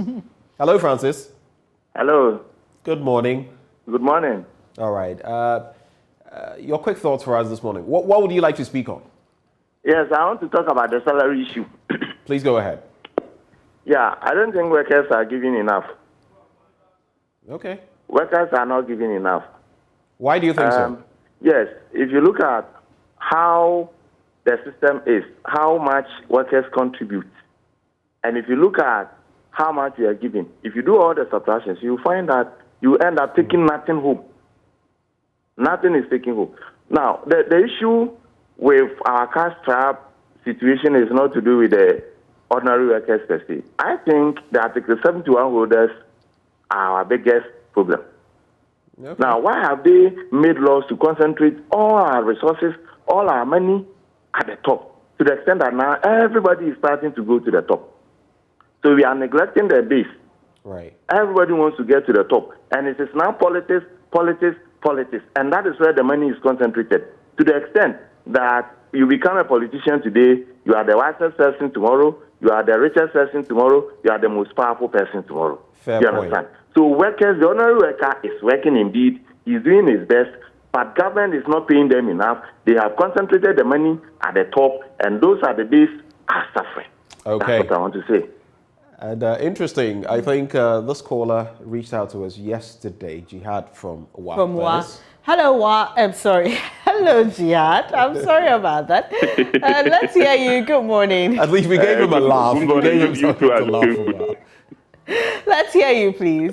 Yeah, please. I want to touch on the fertilizer issue. Please go ahead. Yeah, I think it's an issue that the government needs to, put much focus on, especially from the fact that I am from up north here. And, the economic activity most people engage in is farming. And then if government wants to do anything that will touch down to us also, then there is the need for them to subsidize, the fertilizer. I am a young graduate. I have not been employed, so I don't even want to talk about the salary issue. I'm not taking salary. So, but I want to engage into farming. But here's the case. We cannot afford fertilizer. It is not even available. You understand? So I think if there is anything, and sometimes I sit with my father when I try to tell him that some people, especially the politicians and top people up there, they take salary more than 15,000. He doesn't want to agree. He doesn't want to agree that somebody takes a salary up to even 10,000 a month in the country. It is happening. He doesn't want to agree, considering the situation or the conditions we find ourselves. So I think the government needs to look into that, so that people who are not earning salaries, whatever adventure that they are also going into, they can also earn something from it. Right. You understand? That is my point I want to make. Thank you so much for making that point. And Jihad from Wa is our last caller, Benjamin. But we always look forward to these moments of interaction with you, where you get to share with us what is most important to you. And we know they are listening. When I say they, you know who I'm talking about. Those who walk the corridors of power, Exactly. those who can shape decisions. But as we go, Ghana has developed double taxation treaties with some countries. Ghana has developed double taxation treaties with countries such as the United Kingdom, Belgium, Denmark, France, Germany, Italy, among others, for the relief from double taxation on income arising from right here in Ghana. Taxpayers benefit from tax credit facilities under the double taxation treaty. And that you ought to know. Well, let's also tell you about renting to own a 2, 3, or 4-bedroom house or beachfront villa in the new Accra city. It's all from Cities and Habitats rent to own at a price you can afford and at a pace you can pay. Just visit www.newaccra.city, www.newaccra.city for more details, or call or WhatsApp the following numbers: 055 530 300. You can call 0577 911 101 or finally 0557 054 635. The Planned Cities Extension Project shaping Ghana's urban future. And on that note, hopefully we've shaped your morning and for the better. Definitely. And thank you so much for making time to join us. We are really grateful. Catch you same time tomorrow at 6 a.m. when Benjamin opens the show. We'll bring you the news and then we do the review and delve into Catch us for more of Bernice's beautiful smile and Mario. Benjamin. Let's do this. Missed you. Up next is News Desk. Do stay at 12 as well. We'll bring you the major news bulletin.